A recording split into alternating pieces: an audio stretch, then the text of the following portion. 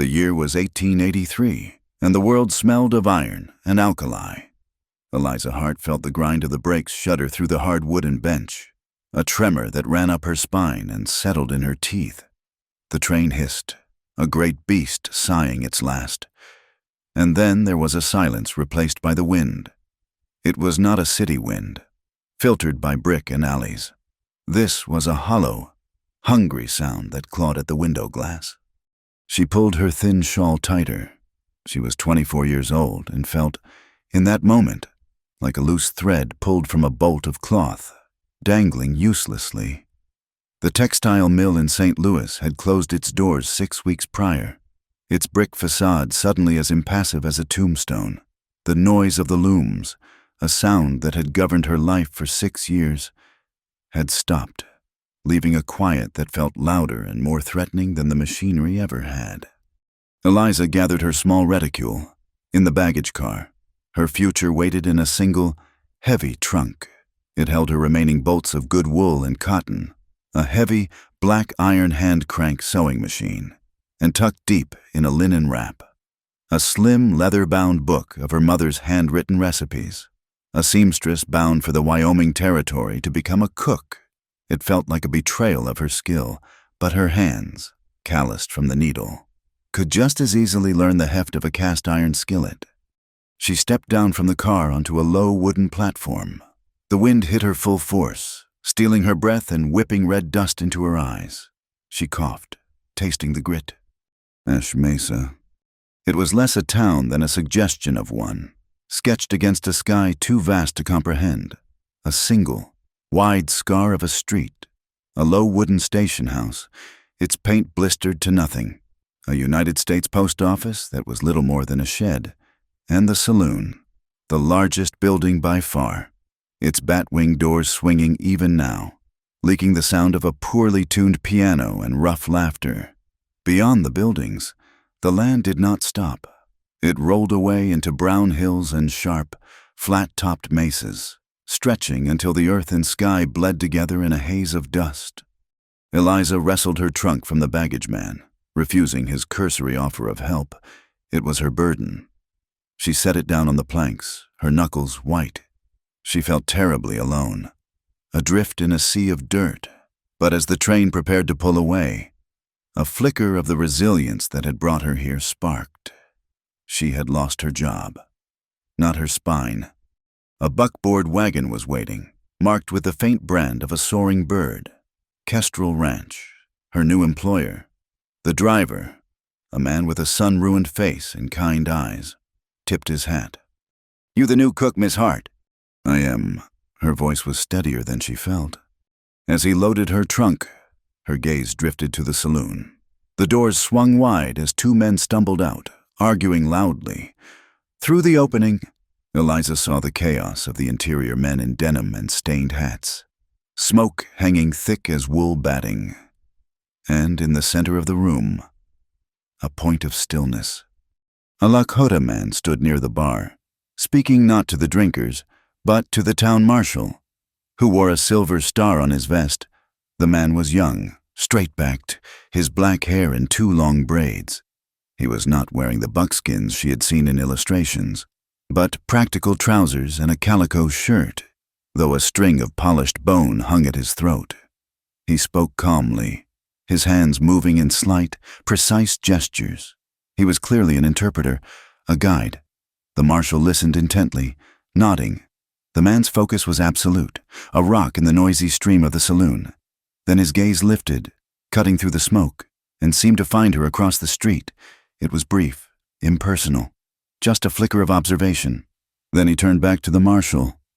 The driver cleared his throat. "Best get moving, miss. Sun will be low soon." The ride out of Ash Mesa was bone-rattling.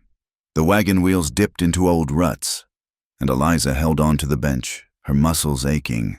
They followed the thin, green promise of Dry Willow Creek, a ribbon of cottonwoods and scrub willow that looked fragile against the immense landscape. "That's Kestrel land starting here," the driver said, gesturing with his whip. "Goes clear to the ridge." Eliza nodded, trying to fix the landmarks in her mind. "And that," he said, his voice tightening almost imperceptibly as he pointed to the far side of the creek, where a sturdy fence line of cut timber ran parallel to their path. "That's the Bar C, Silas Crowley's spread." Eliza looked. The Bar C ranch looked different from the Kestrel property, where the Kestrel fences were functional, if leaning. The Bar C fence was rigid, severe, and new. The buildings she could see in the distance were laid out in sharp, uncompromising lines. There was no clutter. "He is your neighbor," Eliza observed. The driver gave a short, dry laugh. "Neighbor's one word for it. Mr. Crowley is particular. He runs that place with iron discipline. Hardly says 2 words a week. But when he does, folks listen." He paused, spitting a stream of tobacco juice into the dust. "Got eyes like chipped steel. Cold." Eliza filed the information away. A difficult neighbor. It seemed everything here was difficult. "Heard he's got trouble brewing," the driver continued. "Perhaps glad for a new audience. This drought is hardening the ground and everyone's tempers. Crowley's been in disputes over water rights since he got here. The creek is low, and he claims first rights to the deep spring that feeds it." "Disputes with whom?" "Everyone. There's a gang of rustlers, the Black Spur Boys. Been hitting herds all over the county. They say Crowley's herds are too well guarded, so they're trying to choke him out by diverting the upland springs. Then there's the new railroad survey crew. They're running a line straight through the north pasture, and they need water for their engines and their camps. They say the government gave them the right. Crowley says the water belongs to the land. Been a standoff for a month." Eliza looked back at the rigid fence line. It seemed less like a boundary and more like a declaration of war. The Kestrel Ranch headquarters was a sprawling, untidy collection of barns, corrals, and a long bunkhouse. It smelled of horses, manure, and cured leather. The main house was modest, but the kitchen was separate. A small, temporary-looking wooden building set off to the side, likely built after a fire. The foreman, Henry, met her. He was a broad man with a heavy mustache, his expression neutral. He looked at her small frame, then at her trunk. "This is it," he said, pushing open the kitchen door. It was rough. A huge, black wood-burning stove dominated one wall. There were scarred preparation tables, shelves holding battered tin and iron pots, and a pump handle for a shallow well just outside the back door. It was primitive, but it was solid. "You cook 3 meals a day for 20 men, Henry stated. "Not asking. Breakfast before sunup, dinner at noon, supper after sundown. The wagon takes dinner to the boys working the range. You bake your own bread. You butcher your own meat when the time comes. Or help with it. And," he added, pointing to a pile of denim trousers and shirts in the corner, "you mend. The boys are hard on their clothes. We expected someone stouter." Eliza looked at the heavy iron pots, then at the pile of mending. She thought of the delicate seams she used to sew in St. Louis, the silk and velvet she had handled. "I am stronger than I look, sir," she said evenly, "and my stitches hold." Henry grunted. "Your room is through there." He pointed to a narrow door. "It is small, but it is yours. The last cook was a man who drank. We fired him. The one before that got married and left.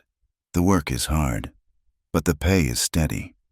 Eliza looked around the kitchen again. It was a blank slate, a difficult one. "I will take it." "Good. Supper is in 3 hours. They'll be hungry." He left. Eliza walked into her room. It was barely larger than a closet, containing a narrow cot, a small washstand, and a single crate to serve as a table. A small window looked out, not toward the Kestrel Ranch yard, but west, across Dry Willow Creek, toward the silent, disciplined expanse of the Bar C. She sighed, then pushed her sleeves up. Work first. She hauled her trunk into the main kitchen. Unlocking it felt like opening a different life. She lifted out the sewing machine, placing it on a small, sturdy table near the mending pile. She unpacked her fabrics, wondering if she would ever sew a dress again. Last, she took out the recipe book. She opened it, her fingers tracing the faded brown ink of her mother's script. Cornbread with rendered bacon, slow-cooked beans with molasses, apple pandowdy. It was a connection to a softer world, a world of kitchens that did not smell of dust and exhaustion. A sudden sharp wave of homesickness struck her, so powerful it made her knees weak. She wanted her small room in St. Louis. She wanted the familiar clack of the looms. She closed the book, her knuckles brushing the worn leather. This was not St. Louis. She was not that girl anymore. She had come here to stand on her own hands, not to find a husband to lean on. The foreman's words echoed. The work is hard. She looked at her hands. The hands of a seamstress. They would learn to be the hands of a cook. They would learn to lift iron, to knead dough, to hold her upright in this hard new place. As the sun began to set, painting the sky in violent shades of orange and purple, she lit the stove. The first battle was against the damp chill of the room. As the iron began to warm, she stepped outside to the well pump. The air was sharp. She listened to the new sounds, the lowing of cattle settling for the night, the whicker of a horse, the distant, lonely cry of a coyote. The tension of the place was palpable. She thought of what the driver had said. The railroad, the Homestead Act that brought settlers like her onto land that was already contested. The immigrants she had heard speaking German and Swedish on the train, all coming to claim a piece. And the Lakota people, like the man in the saloon, navigating a world that was trying to erase them, forced into difficult negotiations with a government that saw them as obstacles. She looked across the creek. A single light burned in the main house of the Bar C. As she watched, a rider emerged from the dusk, moving at a steady, unhurried pace. He sat tall in the saddle, a rigid silhouette against the fading light. He rode toward the light, never looking left or right. She did not need to be told. It was Silas Crowley. He disappeared into the shadow of his barn, the neighbor with eyes like chipped steel. Eliza gripped the cold iron handle of the pump. She was alone, in a borrowed kitchen, on a patch of land squeezed between 1,000 competing hungers. She felt the wind push against her, and for the first time, she pushed back. She set her feet, leaned her weight into the handle, and began to pump, drawing water from the dry earth. Sleep did not come. Eliza lay on the narrow cot, her body aching from the wagon ride and the hours of scrubbing and organizing the strange kitchen. The mattress was thin, stuffed with straw that rustled with every tiny movement. Outside, the Wyoming night was alive with a language she did not understand. The wind had a high, mournful voice that searched the corners of the small building, and the creek, dry willow, made a constant whispering sound. She was listening to the creek when a different sound broke the rhythm, a scrape. It was wood on wood, coming from the main kitchen.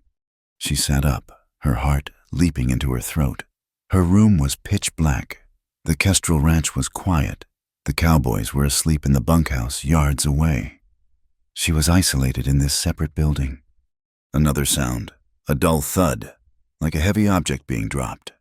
Fear, cold and sharp, pricked her skin, but beneath the fear was a hard knot of anger. She had one trunk. It held everything she owned. She slid off the cot, her bare feet touching the cold, rough plank floor. She did not light a lamp. She crept to the door of her room and eased it open a crack. Moonlight, thin and silvery, cut through the kitchen's main window, painting a rectangle of light on the floor. And in that light, a shadow moved. A figure, tall and wearing a long coat, was crouched over her trunk. The lid was open. Its contents spilled onto the floor. The metallic clang of a tool striking the floorboards echoed. A pry bar. Eliza gasped. A small, stupid sound. The figure froze. In one swift, fluid motion, the person stood and turned, not toward her, but toward the main kitchen door. The intruder was fast, a blur of dark cloth moving through the shadows. "Stop!" Eliza yelled, her voice sounding thin. She lunged into the kitchen, grabbing the heavy iron skillet she had left by the cold stove. She ran to the doorway. The person was already outside, a long-legged shadow sprinting across the hard-packed dirt. The figure did not run toward the Kestrel bunkhouse. It ran west, straight for the dark line of Dry Willow Creek, toward the rigid fence line of the Bar C Ranch. Eliza stopped at the edge of the yard, the skillet heavy in her hand. Useless. The figure plunged into the shallow creek, sending up a silver splash in the moonlight, scrambled up the far bank, and vanished into the deep shadows of Silas Crowley's property. She stood breathing hard, her body trembling with adrenaline and violation. The night air was sharp, chilling the sweat on her neck. A new voice, hard as stone, cut through the dark. Night here is not for the faint-hearted. Eliza spun around. A man stood just yards away, at the edge of the Kestrel property line, near the creek. He had not been there a second ago. He seemed to have risen from the earth itself. He was tall, broader than the intruder, and held a long rifle in the crook of his arm, its barrel pointed at the ground. She did not need to see his face in the poor light to know who it was. Silas Crowley. "Someone was in my kitchen," she said, her voice shaking but defiant. "They broke open my trunk." He did not look at her.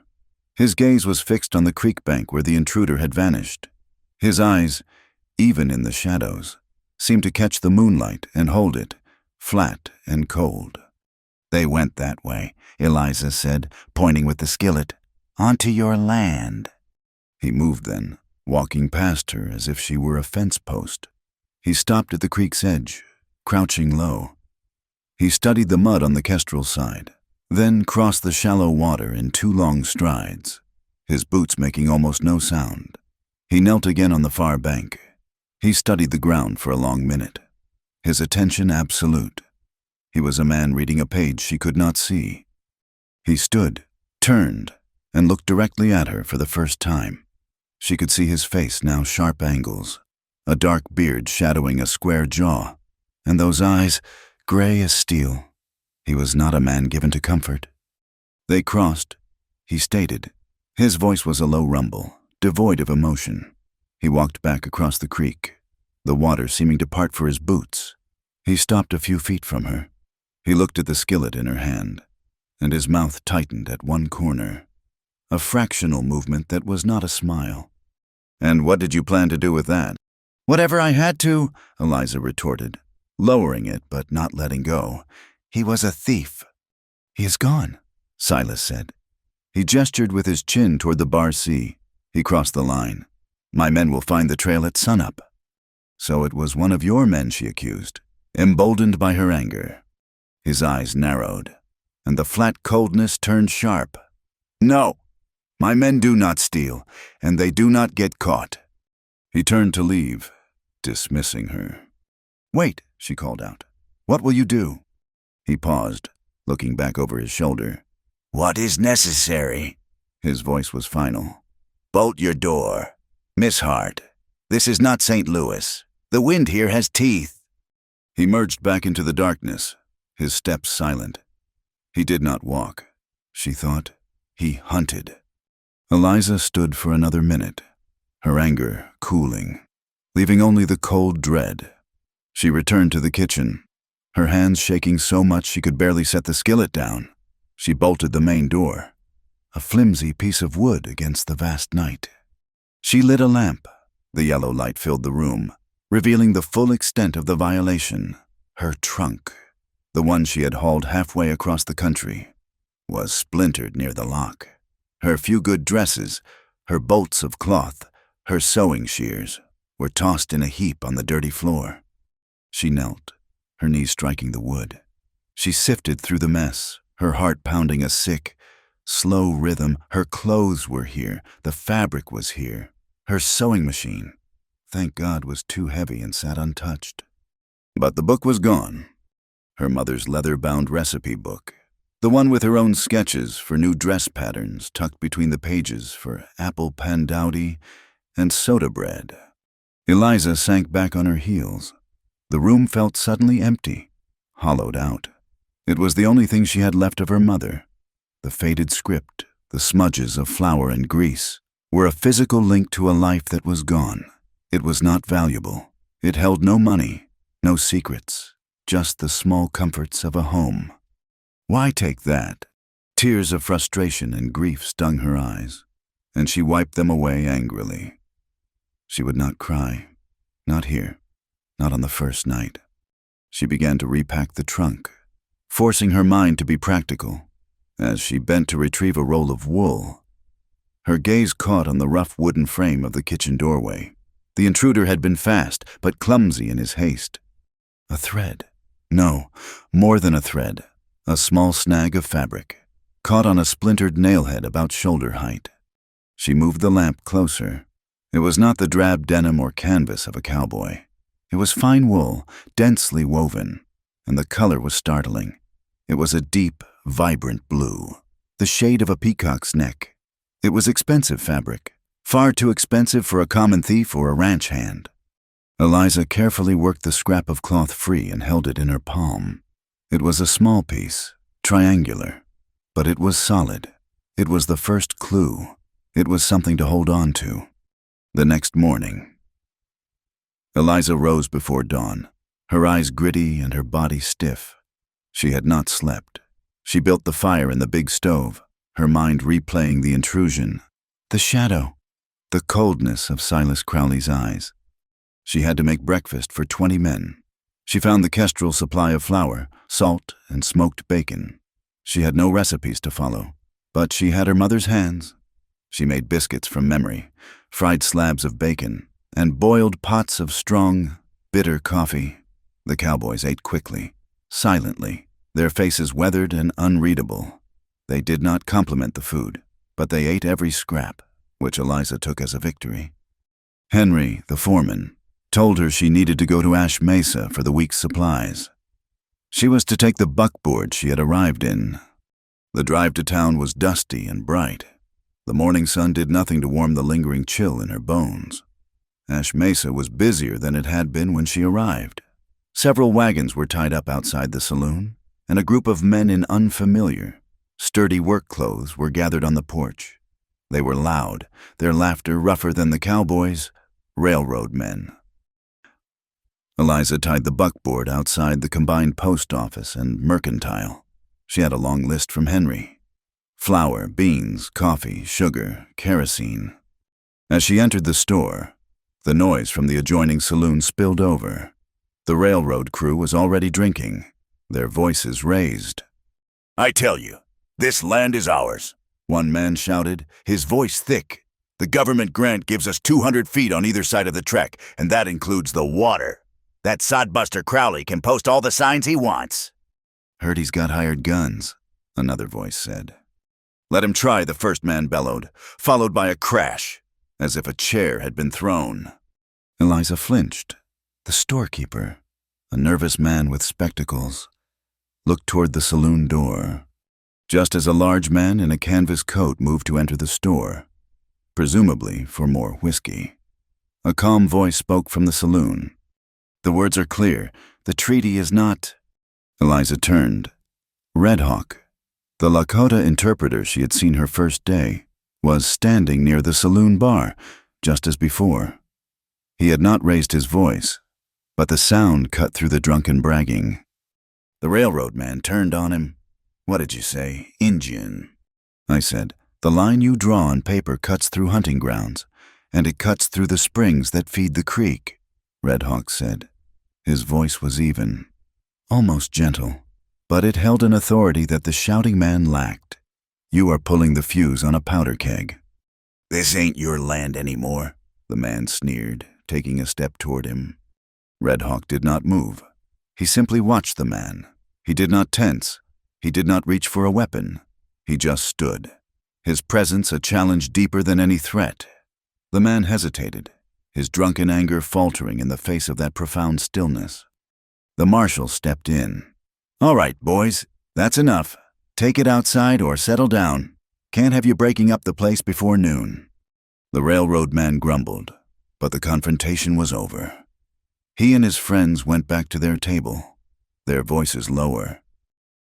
Red Hawk turned and walked out of the saloon, passing Eliza in the mercantile doorway. He nodded once, a brief acknowledgement. Eliza, acting on an impulse she did not fully understand, followed him onto the porch. "Thank you," she said. He stopped, turning. His eyes were dark and intelligent. He recognized her from the train station. "I did nothing." "You stopped a fight." "Words are not a fight," he said. "Not yet."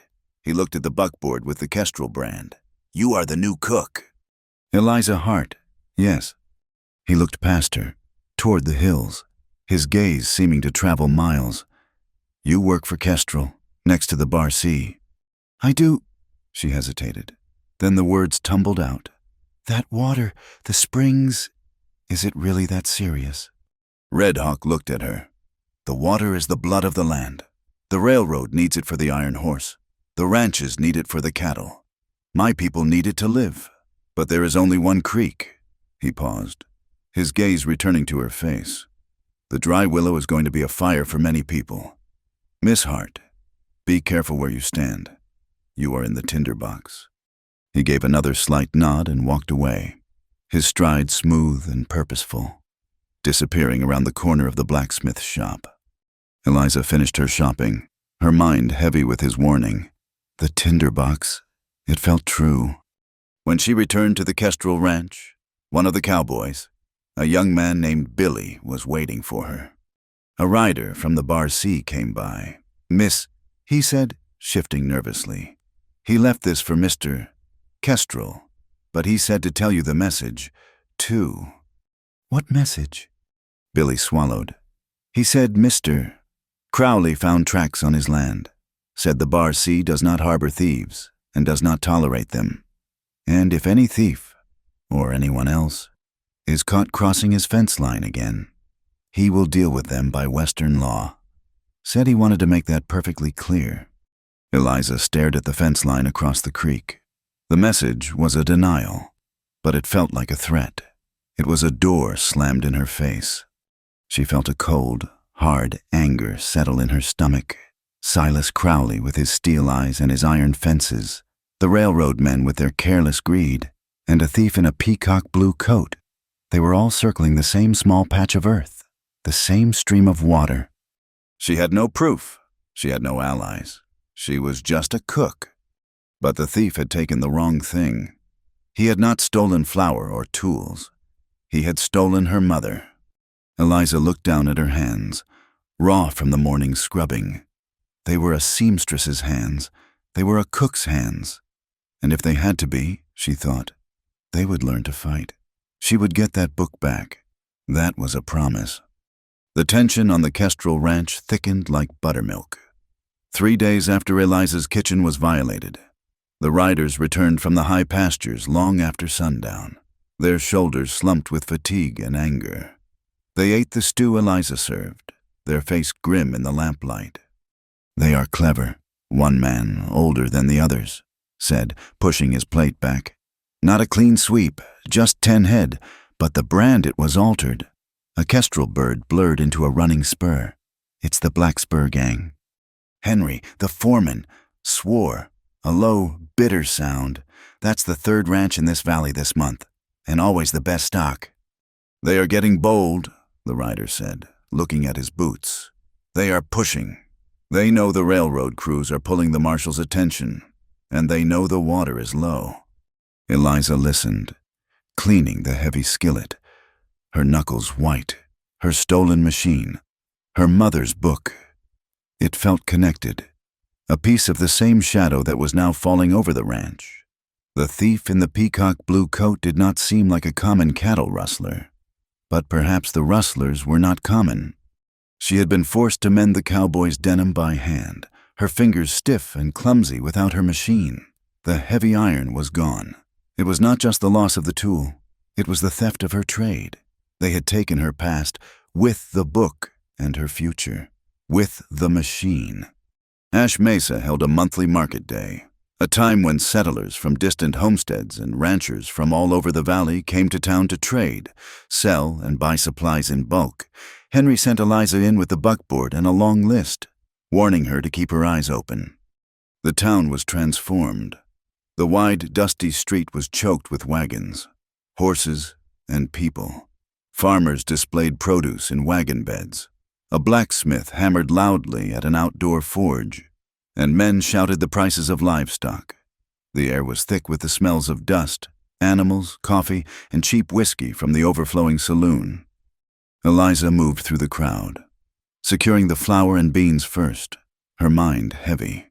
She felt vulnerable, her purpose stolen.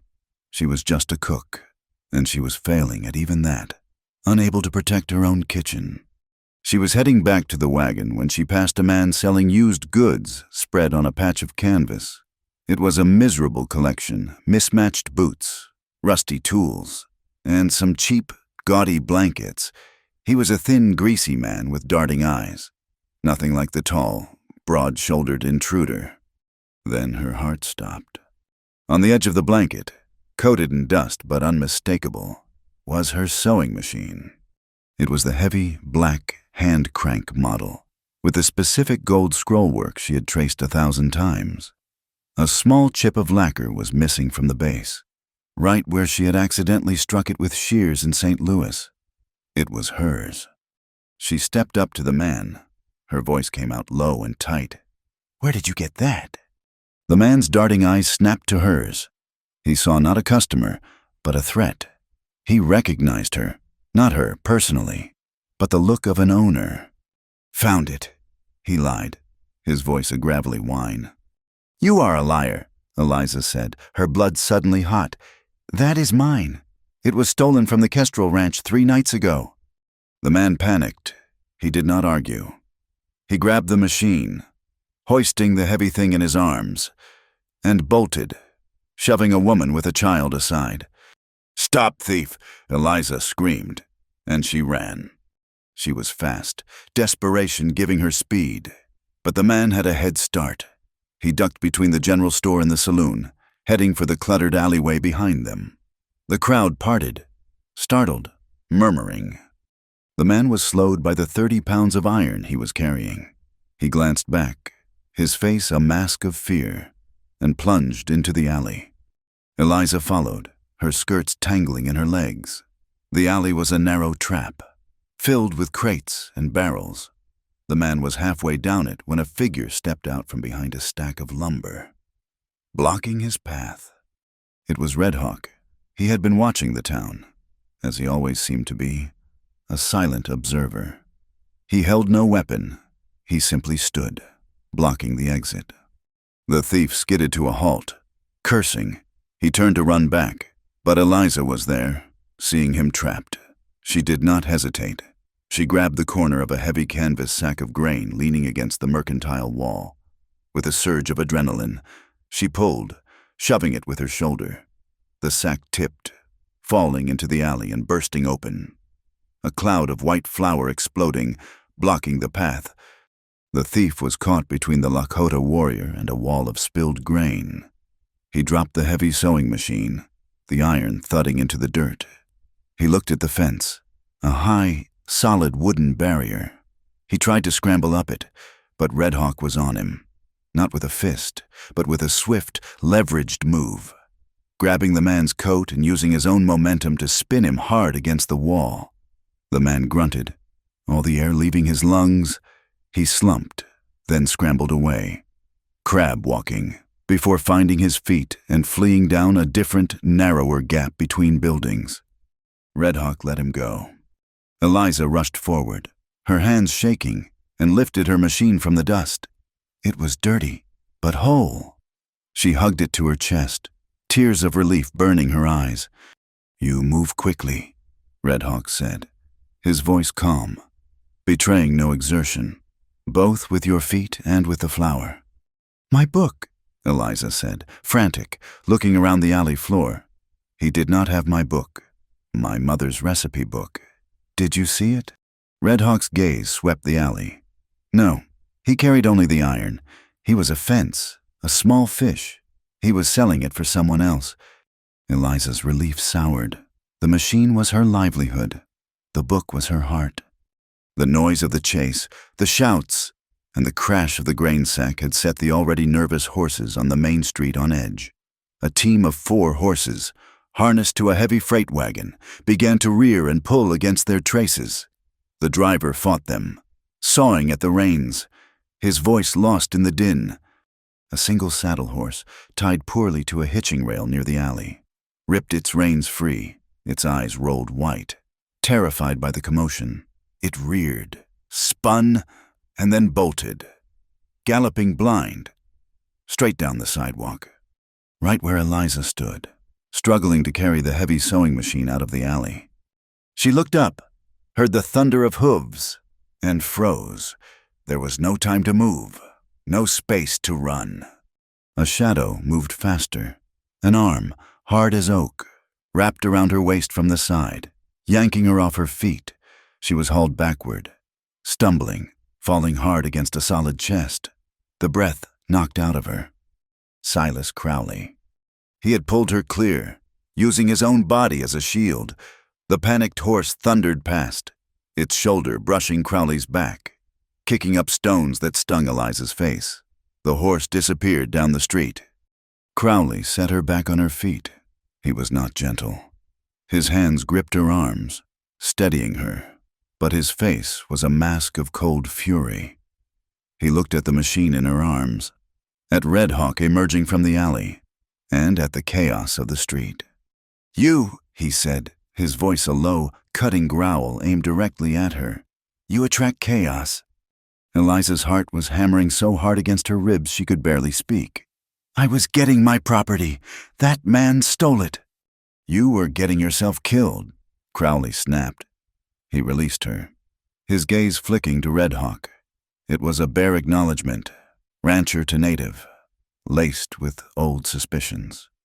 He focused back on Eliza, his steel-gray eyes pinning her. "Do not chase trouble, Miss Hart. It will find you on its own. Soon enough." He did not wait for an answer. He turned, his boot heels striking the boardwalk with sharp, angry clicks, and disappeared into the crowd. Eliza stood trembling, her arms wrapped around the heavy machine. He had saved her life, and he had spoken to her as if she were a fool, a child. She was baffled by the mix of rough protection and cold disdain. Red Hawk looked at the spot where Crowley had vanished. "He is a man who walks a straight line," he said softly, more to himself than to her. "He does not like things that spill over the edges." The ride back to the Kestrel Ranch was quiet, the heavy sewing machine safely wedged behind the wagon seat.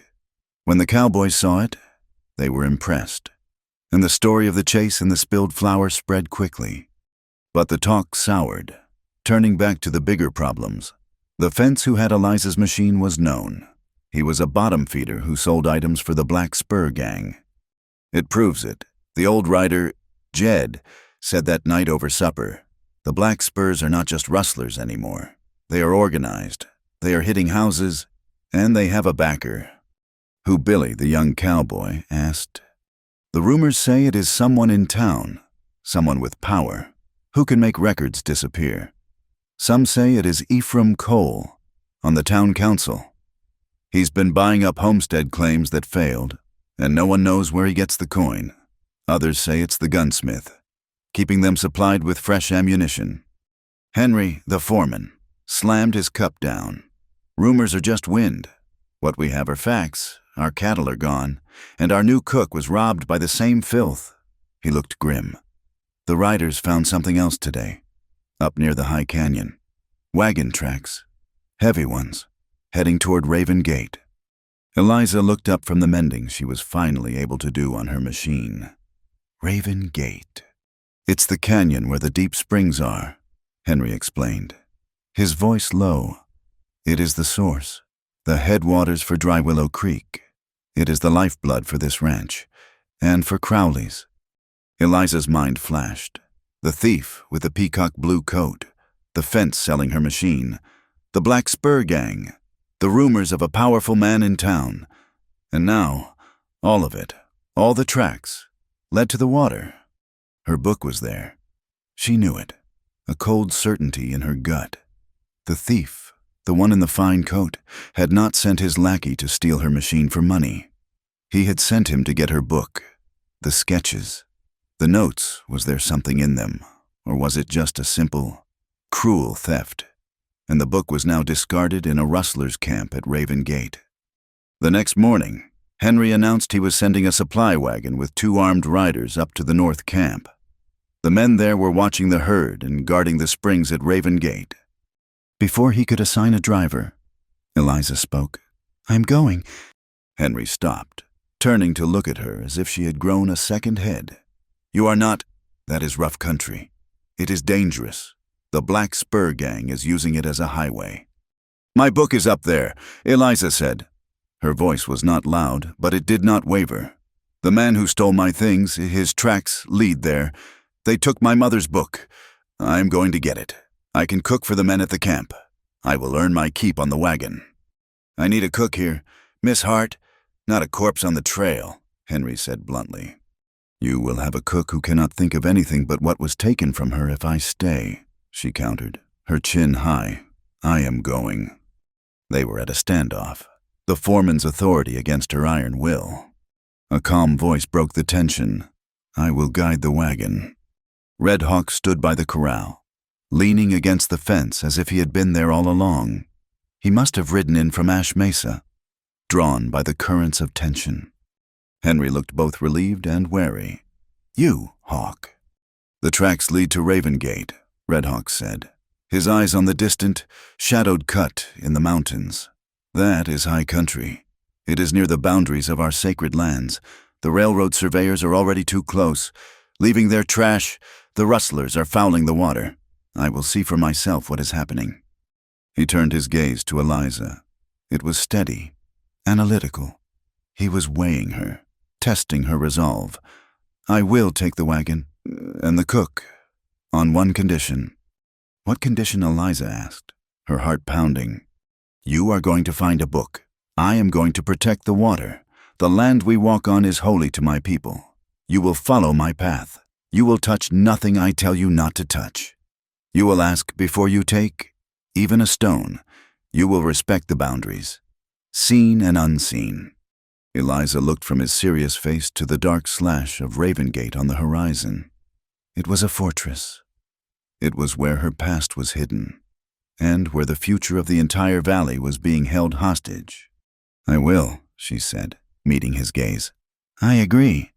Henry, outnumbered by 2 people he did not fully understand but desperately needed, let out a heavy sigh. "Fine. Be ready by sunup, and may God help you both." Red Hawk nodded once, a compact, final gesture. A fragile alliance was formed, built on the separate needs of a stolen memory and a threatened land. The wagon wheel struck a stone, jolting Eliza so hard her teeth clicked together. They had left the gentle slope of the valley and were climbing into the high country. The air grew thinner, smelling of pine and cold rock. Red Hawk walked ahead, not riding the wagon seat, his stride fluid and steady. He led the 2 kestrel riders, Jed and young Billy, who rode with rifles balanced across their saddles. Eliza drove the supply wagon, the reins unfamiliar and stiff in her hands. Raven Gate was a narrow cut in the mountains, a place where the wind always seemed to speak. The track was barely a track, just a set of old ruts that followed the dwindling sound of the creek. The sound was not the wind. It was a high, thin whine, like a mosquito, followed by a sharp crack that echoed, bouncing off the canyon walls. A splinter of wood flew from the wagon seat, inches from her arm. Eliza screamed, pulling back on the reins. The mules brayed, panicking. Red Hawk did not shout. He was moving before the echo died. He lunged back to the wagon, grabbing Eliza by the arm and pulling her bodily from the bench. She fell hard onto the rocky ground. The air knocked from her lungs. "Low," he commanded, his voice sharp. Billy yelled, firing his rifle toward the high ridge. Jed was already off his horse, scrambling behind the wagon, his own rifle out. "Snipers," Jed yelled. "On the ridge." Another shot cracked, striking the metal rim of the wagon wheel, making it sing. This way, Red Hawk was not pointing to cover, but to a path, a dark fissure in the rock wall, almost invisible. He shoved Eliza toward it. "Move." She scrambled, her skirt tearing on the sharp rocks. She clawed her way into the narrow gap. Billy and Jed laid down covering fire, then ran, low and fast, diving into the fissure behind her. The mules, still harnessed to the wagon, screamed in terror. They were pinned. The fissure was deep but narrow. They were safe from direct fire, but they could not move. The shots continued, sporadic now, chipping at the rock near the opening. The shooters were patient. "They are not trying to kill us," Red Hawk said. His voice was calm, a steadying presence in the echoing chaos. He was listening to the canyon. "Not all of us. They are trying to stop the wagon. They want the supplies, or they just want us gone." "They are the Black Spur," Jed spat, reloading his rifle. "No one else would dare." Eliza pressed her back against the cold stone, her heart hammering. She could smell the acrid scent of gunpowder and her own fear. They waited for an hour, the silence between shots growing longer, heavier. "The echo is a lie," Red Hawk said softly. "The sound comes from all sides, but the shooter is in one place. There." He pointed with his chin toward a cluster of rocks high to the north. "He is one man. The others are below, waiting for us to run." "So what do we do?" Billy asked, his voice tight. "We cannot stay here all night." "We do not go back the way we came," Red Hawk said. He began to move, not toward the opening, but deeper into the fissure, which turned into a narrow, winding passage. "This rock has other mouths." He led them on a brutal, scrambling journey. They crawled on hands and knees, their bodies scraping against the stone. Red Hawk moved with a silent, certain grace, reading the rock by touch. Eliza followed, her breath coming in sobs, her hands raw. He was leading them up, through the mountain, not down. He saved them. After another 30 minutes, he emerged onto a high ledge, shielded from the sniper's perch. They were hundreds of feet above their abandoned wagon. Below, they could see the spring, the very source of Dry Willow Creek, welling up from a deep pool among the rocks. And they saw the stakes. "What in God's name?" Jed whispered, his voice hoarse with fury. Dozens of freshly cut wooden stakes, flagged with red cloth, had been driven into the earth. They were not just near the spring. They formed a perfect, wide rectangle around it, marking a clear path. "The railroad," Billy said, his voice full of disbelief. "They are claiming the headwaters." "They cannot," Jed said. "This is Kestrel land, or at least disputed. They have no right." Red Hawk moved down the slope, his moccasins silent on the gravel. He approached the closest stake. Tacked to it was a piece of paper, a legal notice. Eliza, Jed, and Billy followed. The notice claimed the land by eminent domain for the expansion of the Union Pacific Line, citing a water need. It was signed by a government agent and stamped with the official wax seal of the Ash Mesa Town Council. Red Hawk studied the seal. He touched the raised wax with his fingertip. He looked at it for a long time, his expression unreadable. "What is it?" Eliza asked. "The eagle's wing," he said, pointing. "The left one. It is broken. The stamp is flawed." So Jed asked. "I have seen the town seal many times," Red Hawk said. "On the papers they make my people sign. The real eagle has 2 whole wings. This seal is a fraud." Eliza stared at the paper. A fake.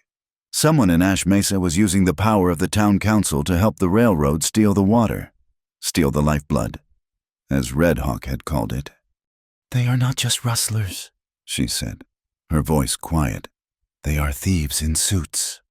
"We must get back to the wagon," Jed urged, looking at the sky. "We have to warn the camp." "Wait," Red Hawk said. He was looking at a shallow cave nearby, a dry opening under an overhang. "The man on the ridge is gone, but someone has used this place." He led them to the cave. It was a simple shelter, but there were signs of a recent fire, and in the corner, a small pile of trash. Someone had camped here, waiting, perhaps. Eliza, her eyes scanning the ground, saw it first. Tucked in a crevice, as if dropped by accident, was a folded piece of paper. It was smudged with dirt and grease. Her breath caught. She pulled it free. Her hands were trembling. She unfolded it. The handwriting was faded, unmistakable.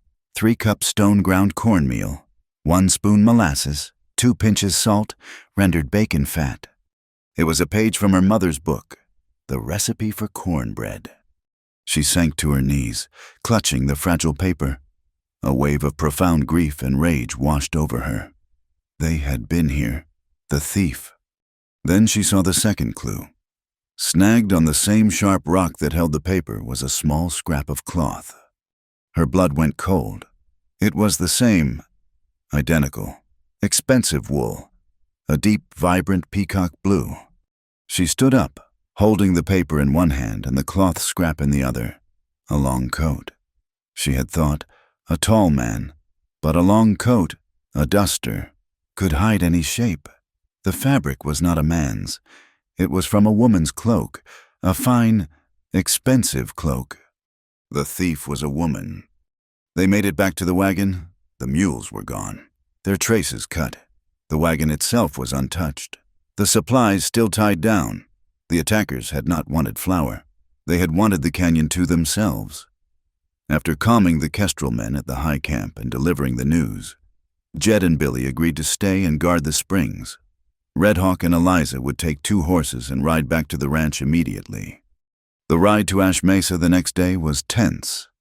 Eliza had the torn page and the blue scrap tucked safely in her pocket. She had a new, furious energy. She went to the mercantile, but her steps took her past it, to a new sign she had not noticed before. Maeve Dunn, Seamstress and Millinery. The shop was small, but tidy and professional. Bolts of fabric were stacked on clean shelves. Eliza had never gone in. She was a cook. She pushed the door open. A small bell tinkled. A woman looked up from a cutting table. She was in her 30s, with sharp, intelligent features and hair pinned up tightly. She was dressed in a practical brown skirt, and hanging on a peg by the door, where she must have just left it, was a long traveling cloak. It was made of fine, dense wool, in a startling, beautiful shade of peacock blue. Eliza felt the air leave her lungs. Maeve Dunn looked at Eliza, her eyes taking in the rough work dress, the dusty boots. It was a look of appraisal, from one professional to someone who was clearly not. "May I help you?" Maeve's voice was crisp, educated. Eliza held on to the counter to steady her hands. "That is a beautiful cloak," Eliza said, her voice surprisingly even. "It is difficult to find wool of that color out here." Maeve Dunn smiled. It was not a friendly smile. It was thin and sharp as a new needle. One finds what one needs, if one knows where to look. She looked Eliza over again. "You are the new cook at the Kestrel place, are you not?" "I am Eliza Hart." Maeve Dunn. She did not offer a hand. "We all come here wanting to make a new start. Miss Hart, this land is a blank page." She leaned forward, her voice dropping. "Confidential and cold. Some of us just have better handwriting. I would be careful not to get in the way of progress. It has a habit of stamping out little things." It was a declaration. It was a threat. Eliza left the shop, her heart pounding a cold, hard rhythm. Maeve Dunn, a seamstress, a woman who would understand the value of a book full of patterns and designs, tucked among recipes. When she returned to the ranch, a Barcy wagon was just pulling away. Billy, back from the high camp, met her. "You missed him, Miss," he said, "a rider from Crowley's." He dropped off well. "This." He pointed to the kitchen porch. It was piled high with supplies. 4 50-pound sacks of flour and 2 large crates of salt meat. Eliza stared. "Did he leave a bill?" "No, miss, just a slip. Said it was from Mr. Crowley. Said he figures we are all drinking from the same creek, and he does not like his neighbors to be weak." Eliza picked up the inventory slip. At the bottom, in a strong, dark script, were 2 words, "No charge." She was baffled. This was an act of profound, pragmatic kindness. It was the act of a man who understood the valley was a single, connected thing. It was from the same man who had saved her life and then dismissed her with cold fury. The rumors said he was just buying their silence, keeping them quiet. But Eliza looked across the creek at the rigid, silent ranch, and she felt a deep, frustrating confusion. Silas Crowley was a puzzle she could not begin to solve. That evening, the world was still, the air was calm, the sun setting.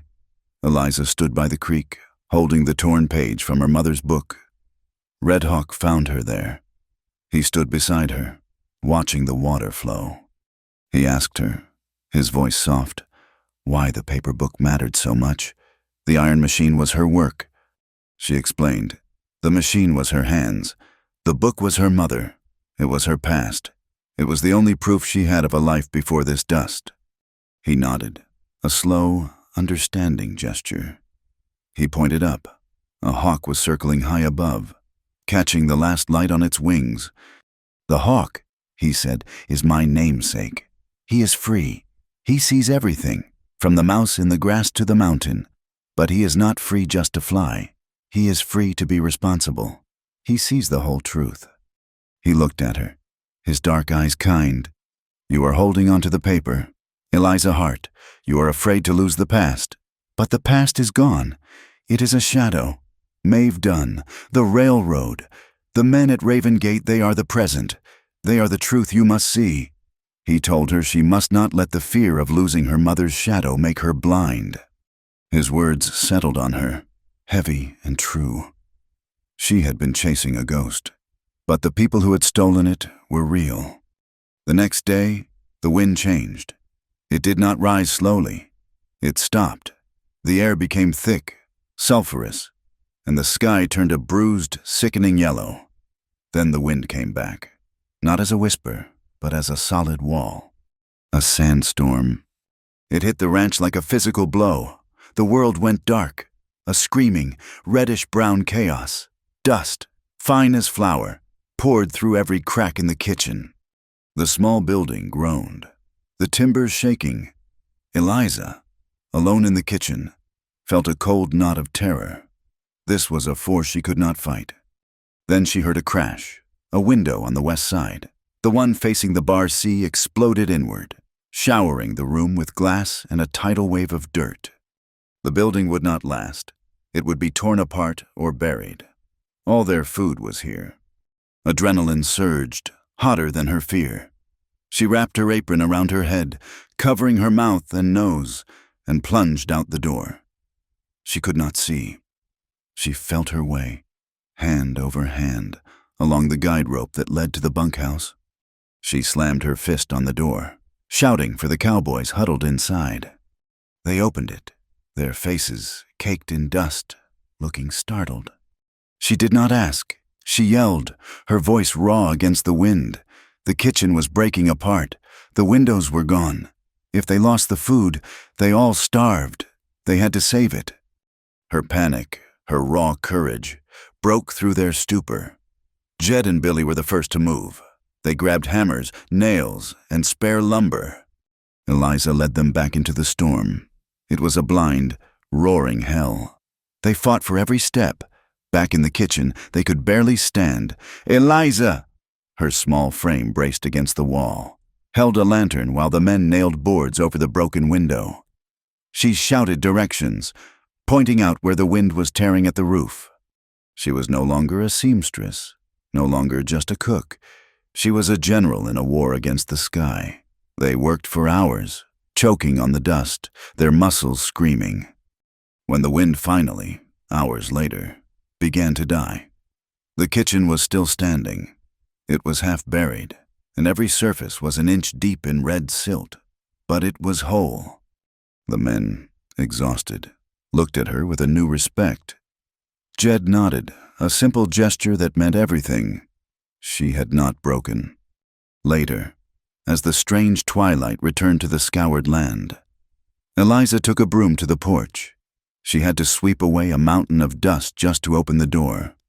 She saw the knife first. It was a large skinning knife, plunged deep into the main wooden column of the porch. Pinned beneath its blade was a piece of paper, the same heavy paper as the fake railroad notice. She pulled the knife free. It was heavy, oiled, and sharp. She unfolded the paper. The message was in thick, black ink. 5 words. Give up. Return the land. She looked beneath it. Someone had added more. A hurried, angry scrawl, as if in response to the first 5 words. Or lose water and blood. The dawn was a watercolor bruise. Mist rising from the scoured earth. The sandstorm had passed, leaving the world raw and silent. Coated in a fine red dust that tasted of iron, Eliza Hart, her shoulders aching, carried a heavy iron pot of stew. The Kestrel Ranch was slowly coming back to life, the men repairing the corral fence that the wind had tried to steal. She was taking the morning meal to the barn. She reached the boundary line, the simple wire fence that separated Kestrel land from the rigid, imposing timber fence of the Bar C, and he was there. Silas Crowley stood on his side of the line. Watching her, he held a pair of heavy wire cutters in one hand. He was not a man who rested. He was inspecting his boundary, as if the wind itself were a trespasser he could fence out. His face was cold, caked with the same red dust as the rest of the world. He nodded, not in greeting, but in acknowledgement of her presence. Miss Hart. Mr. Crowley. She stopped, the pot heavy in her hands. His gaze dropped to the ground near her feet. You are 2 inches over the line. Eliza looked down. Her left boot was, indeed, just past the rusted wire. She stepped back, a flush of anger rising to her cheeks. The note left on my porch was not yours. I take it. I do not leave notes, he said, his voice flat. He looked at the kitchen, its boarded window a dark scar. And I do not make threats I do not intend to keep. The land is one thing, the water is another. He pointed with his chin toward the creek. It is low. The springs at the gate are fouled. The drought is not breaking. I am aware, Mr. Crowley. You are aware of your ranch. I am aware of the valley. He turned, walking along the fence line, forcing her to walk with him to continue. There is one well on this boundary. The old common well. My deed says it is mine. Your foreman believes it is his. It has been used by both ranches in every drought for 20 years, Eliza said, repeating what Henry had told her. The past is not the present. I have 500 head that will die if that well runs dry. My claim is absolute. He stopped, turning to face her. His eyes were hard. Not 1 inch, not 1 drop. Is that clear? She had faced down a sandstorm. She would not be blown over by this man. Eliza set the heavy stew pot down on a flat rock, squarely on the Kestrel side. You are a rancher, Mr. Crowley. You think in herds and territory. I am a seamstress. I think in patterns and measured allowances. And I am a cook. I think in rationing. She reached into her apron pocket. She pulled out not a weapon, but a piece of paper, the back of an old order slip. On it, in neat, dark pencil, was a schedule. This well, she said, her voice steady, is all that is left for either of us. If you hoard it, you make an enemy. If you share it, you both survive. You are a man of rules. Here are the rules. She held it out. He did not take it. Kestrel Ranch draws water from 6 in the morning until noon. Bar C draws water from noon until 6 in the evening. The night, from 6 to 6, the well rests and refills. 1 man from each side to monitor the pump. No more, no less. It is fair, it is measured, and it is the only way. Silas stared at the paper, then at her. His expression was unreadable, but a flicker of something, not anger, but a sharp, analytical surprise, lit his steel eyes. He had expected her to plead, or to argue about history. He had not expected a timetable. He was a man of iron discipline, and she had just presented him with a plan that was as rigid as his own fences. He did not take the paper. Your foreman will not agree. My foreman is tired of fighting the wind, Eliza said. He will agree to what is practical, and this is practical. The mist was cold, a sharp gust, the storm's last breath, swept down from the mountain. Eliza shivered, her hands raw from lye soap and gripping the iron pot handle, turning red and stiff. She pulled them into her apron, but not before he saw them tremble. Silas looked at her hands. He looked at her small, determined face, streaked with dust. He grunted, a low sound, then, in a move so awkward it was almost painful, he stripped off his own right-hand glove. It was not a gentleman's glove. It was thick leather, scarred and dark with sweat and oil, built for hard work. He did not hand it to her. He tossed it onto the rock next to her stew pot. "Your hands are your living, Miss Hart," he said, his voice rough. "Do not be a fool and let them freeze." He turned before she could answer, walking away, his back straight, the wire cutters slapping against his leg. Eliza stared at the glove. It was huge. It still held the heat of his hand. It was the most ungracious, practical, and confusing act of kindness she had ever received. She picked it up, the leather stiff but warm, and tucked it into her pocket. She looked at his retreating back, and for the first time she felt not fear or anger, but a profound and frustrating curiosity. She learned more that afternoon. She found Jed in the barn, his old, gnarled hands working oil into a piece of harness that the storm had stiffened. She told him about the encounter, about the coldness, and about the glove. Jed spat a stream of tobacco. "Crowley," he shook his head.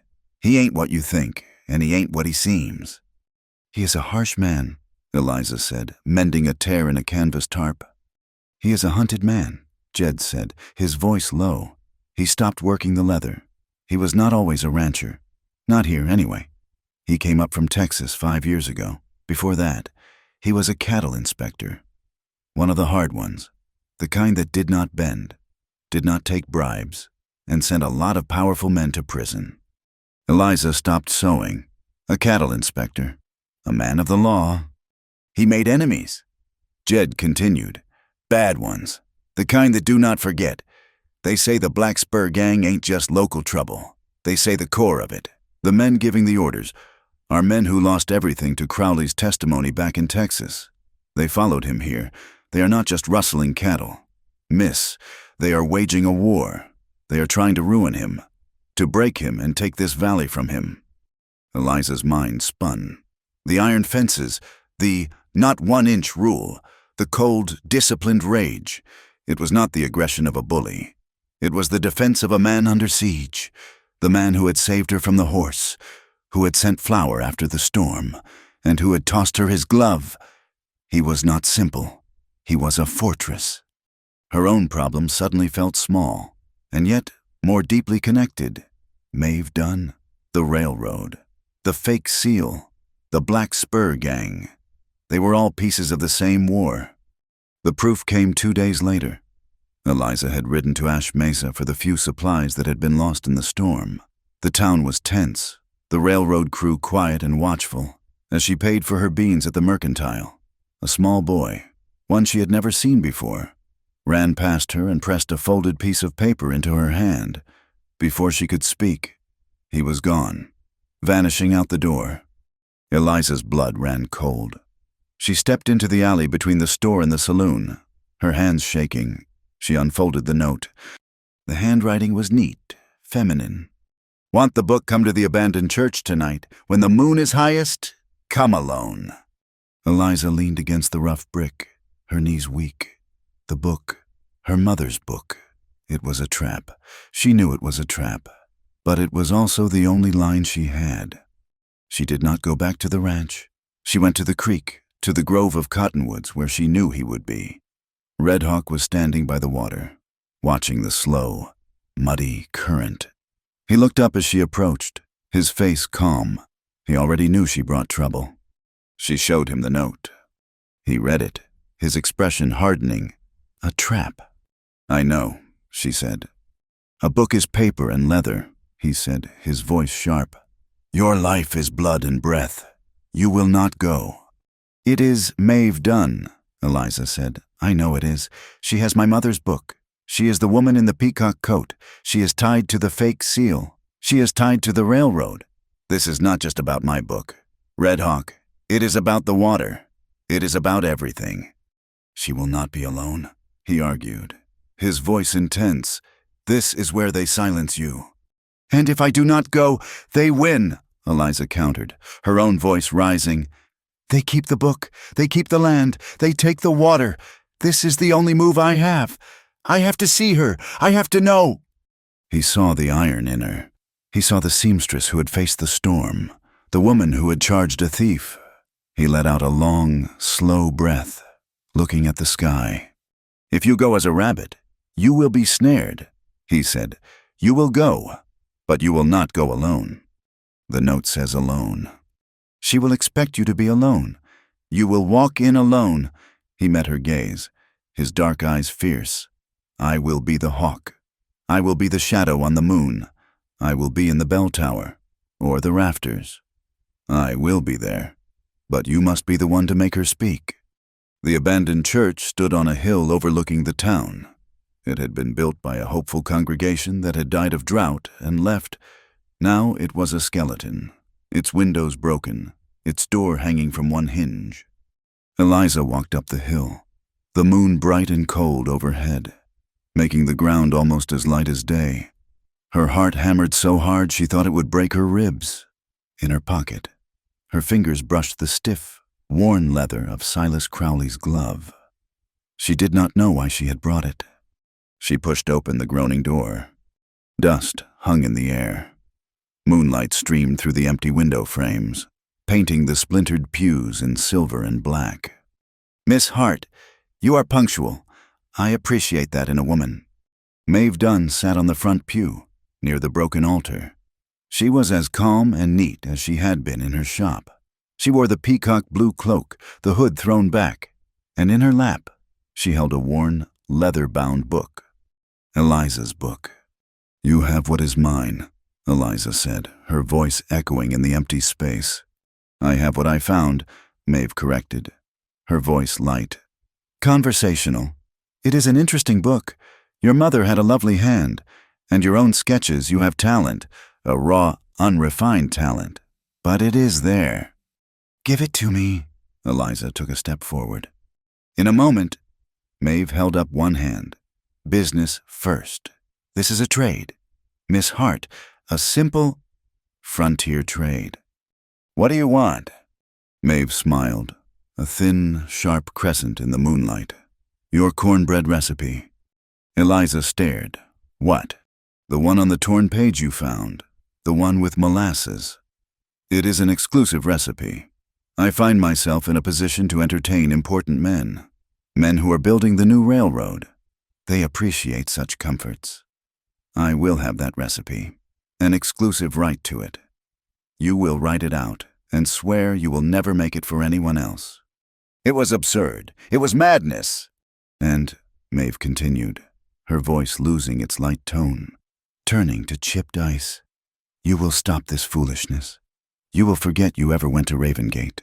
You will forget a silly piece of paper with a broken eagle wing. You will stop talking to the Lakota. You will be a good little cook, and you will stay on your side of the creek. She stood up, holding the book out. Your past, she said, for your silence. That is the trade, your mother's memory, for a recipe and a promise to be quiet. It seems fair to me. Eliza looked at the book, her heart aching, and she looked at the cold, arrogant woman who thought she could buy her, threaten her, and erase her, all in one breath. No, Eliza said. Maeve Dunn's thin smile did not falter. No, she repeated, as if the word were a foreign curiosity, a piece of badly tanned leather.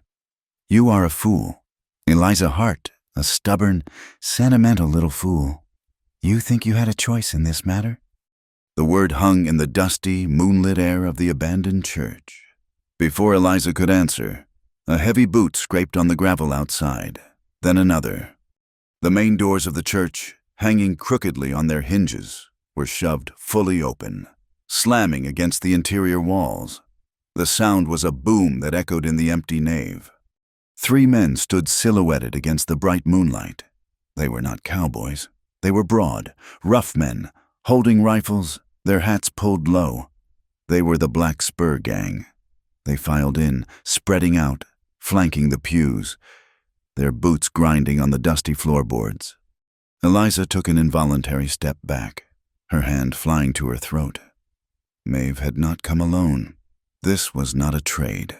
It was an execution. A pity, a new voice said. This one smooth and cultured.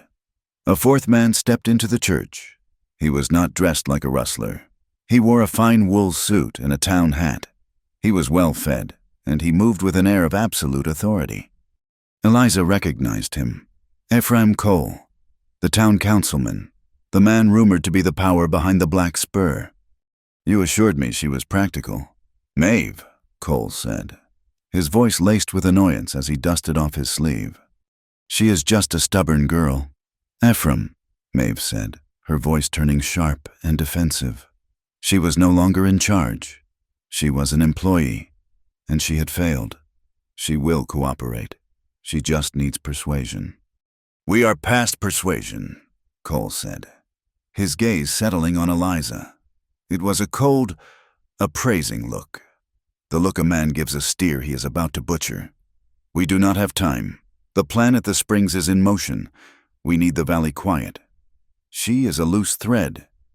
Snip it. One of the thugs raised his rifle. Eliza was frozen, trapped between the armed men and the broken altar. A sound split the air. Not a gunshot. It was a high, piercing whistle, thin and sharp as a needle. It sounded almost like a bird, a hawk crying in the night. It came from above.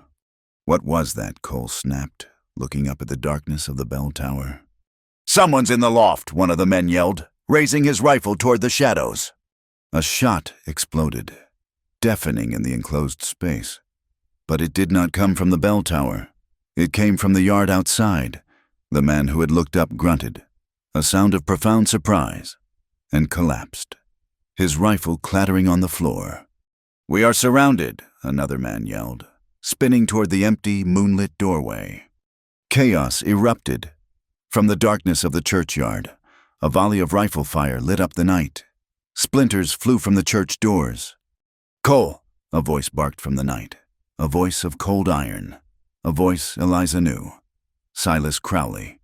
You are on Kestrel land, consorting with known felons. Drop your weapons, or be put down. Ephraim Cole's face, in the brief flash of gunpowder, was a mask of disbelief and rage. He had been counter-ambushed. Red Hawk, Eliza thought, her heart slamming against her ribs. He had not just followed her. He had brought an army. He had known. He must have known this was bigger than Maeve. And he had signaled Silas, the one man whose enemies were the same as theirs. The men at the Kestrel ranch, Henry and Jed, were there too, their shouts mixing with the deeper commands of the Bar-C crew. The two ranches, divided by a wire fence, were suddenly, violently, one. Cole shoved Maeve toward the side vestry door. Get the wagon, I will handle this. The church became a thunderous trap. Bullets screamed through the air. Eliza dove behind the heavy oak altar, curling into a ball as wood chips rained down on her. A shape dropped from the bell tower rope, landing in a silent crouch beside her. Red Hawk. He had his pistol in one hand. The back way, he hissed, grabbing her arm. Now. He pulled her into the small vestry room behind the altar. It was dark, smelling of mouse droppings and old hymnals. A narrow wooden door led outside. Red Hawk shoved it open. Two of the Black Spur men were already there, moving through the tall grass of the cemetery to cut them off. Red Hawk fired his pistol. The men dove behind a large marble headstone. We must bar this door, he said, pulling it shut. There is no lock. He looked around frantically for a piece of wood. A bar. There was nothing. The men outside were shooting, the bullets punching holes through the thin door. Here, Eliza said, her voice shaking. She fumbled in her deep apron pocket. Her hand closed not on a weapon, but on the tools of her trade. She pulled out a thick, heavy spool of waxed linen thread, the kind used for mending canvas and leather. That is string, Red Hawk said. It is strong, she countered. She looped the end around the iron door handle, then raced to the heavy, rusted hinge on the other side. She wrapped it, pulled it tight, then back to the handle. "It will not hold," he grumbled, firing again through the wood. "It does not have to hold," she panted, her hands weaving a fast, tight web. "It just has to tangle." She wrapped the thread again and again, creating a thick, sticky net from handle to hinge, from latch to a crack in the plaster wall. As one of the men slammed his shoulder against the door, she took her heavy iron sewing shears from her pocket and jammed them, hard, into the latch mechanism. The door buckled. The shears held the latch. The web of thread, pulled taut, refused to snap immediately. It tangled. It held for 5 precious seconds. The window, Red Hawk yelled, shoving Eliza toward the low, broken window of the vestry. She scrambled through, tearing her dress, and tumbled out into the long, cool grass of the cemetery. Red Hawk was right behind her. They ran, crouching low, toward the cover of the hill. Maeve Dunn was at the getaway wagon. Hidden in a grove of trees, Ephraim Cole was running to meet her. Maeve saw Eliza, a dark shape running in the moonlight. Her face, contorted with fear and failure, was a terrible sight. "You want your past, you little fool!" Maeve shrieked, her voice cracking. "Have it." She reached into the wagon and grabbed the leather book, but she did not throw it to Eliza. With a cry of pure spite, she ripped the heavy, embossed leather cover from the pages inside. She threw the cover like a stone. It landed in the dirt at Eliza's feet. Maeve leaped onto the wagon seat. Cole scrambled up beside her. With a crack of the whip, they were gone, plunging into the darkness, as the last of their men provided cover and then melted away into the night. The gunfire stopped. The silence that fell was shocking, ringing in Eliza's ears. She knelt in the wet grass, picking up the ruined cover of her mother's book. It felt like a corpse. But as she touched it, her fingers found something tucked inside, a small, folded piece of paper, hidden in the inner flap. She unfolded it. A few words, scrawled in hurried pencil. Ertadi, North Shelf. Raven Gate, North Shelf. It was not an insult. It was a clue. It was the last, desperate act of a woman who had chosen the wrong side. Maeve had told her where to find the rest. "They are gone," Henry's voice, breathing hard, came from behind her. The Kestrel and Bar C men were securing the church. Eliza turned. Silas Crowley was leaning against a tall, marble angel, his rifle dangling from his good hand. His left arm was dark with blood. "You are hit," she said, the words coming out breathless. She ran to him. "It is a graze," he growled, but his face was pale, sheened with sweat in the moonlight. "Sit down." She did not ask. She pushed lightly on his shoulder. Surprised by the command, he sank onto the base of the monument. She ripped her apron, then thought better of it. It was filthy. She took the shears from her pocket, the ones that had jammed the door, and cut open his thick canvas sleeve. The bullet had torn a nasty, bleeding channel through the muscle of his forearm. "I need clean water," she called out. "No time," Silas bit out. His teeth clenched. "Just tie it. It will be infected by morning." She looked around, desperate. Then she reached under her dress and ripped a long, clean strip from her cotton petticoat. She fumbled again in her pocket, pulling out a small, brown glass bottle, iodine, for needle pricks. She uncorked it with her teeth and poured the stinging, dark liquid directly into the wound. Silas hissed, a sharp, violent intake of breath.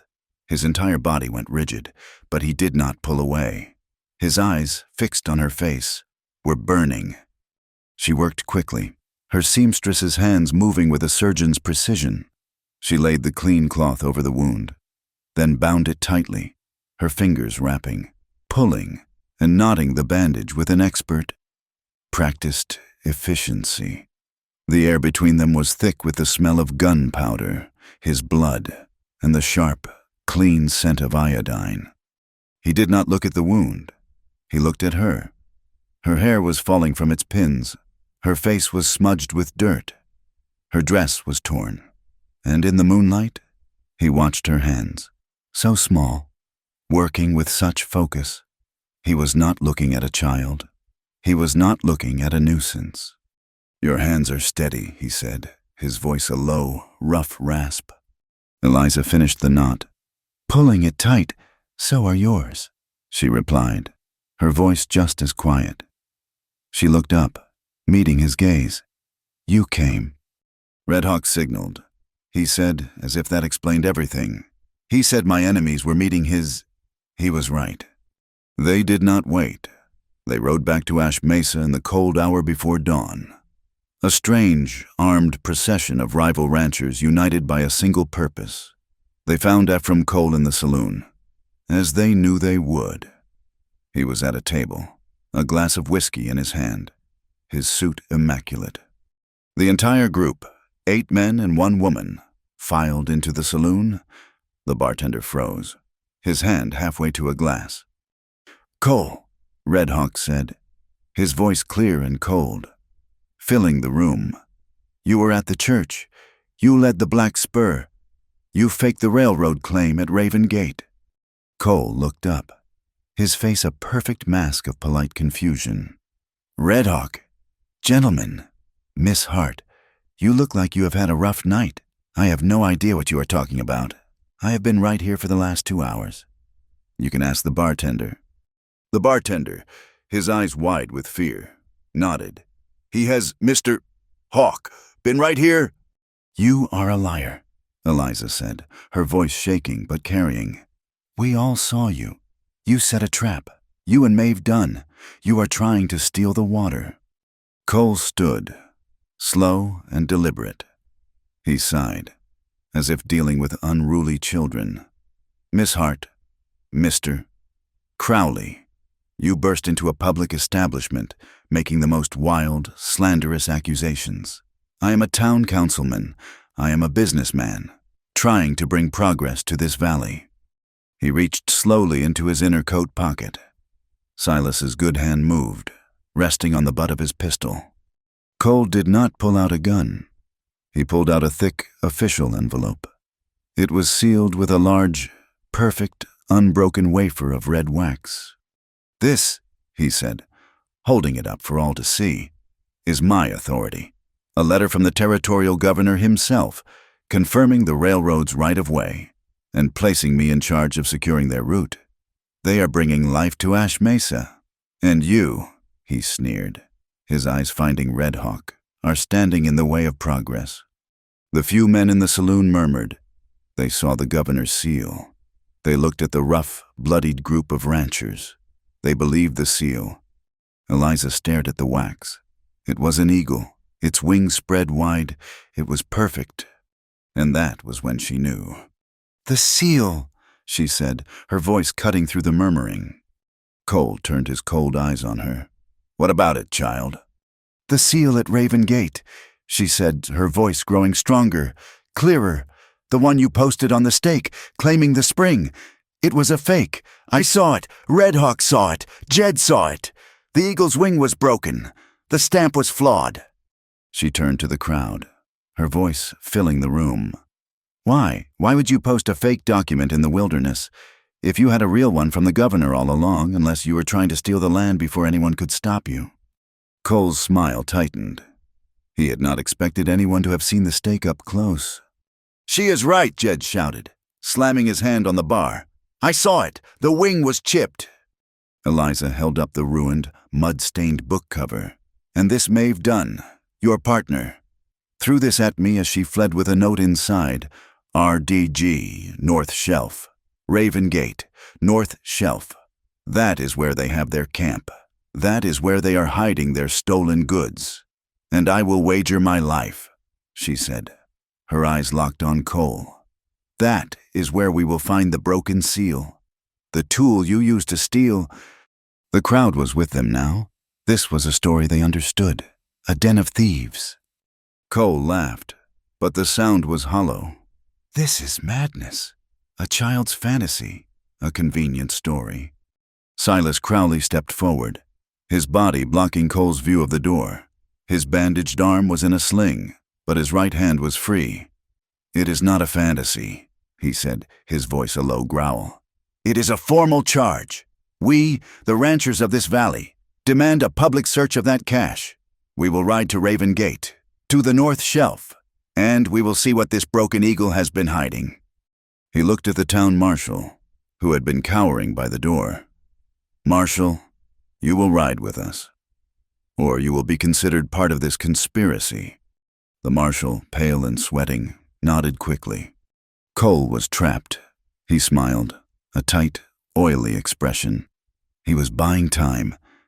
He needed to get a message to his men at the cache. "Fine," he said, raising his hands.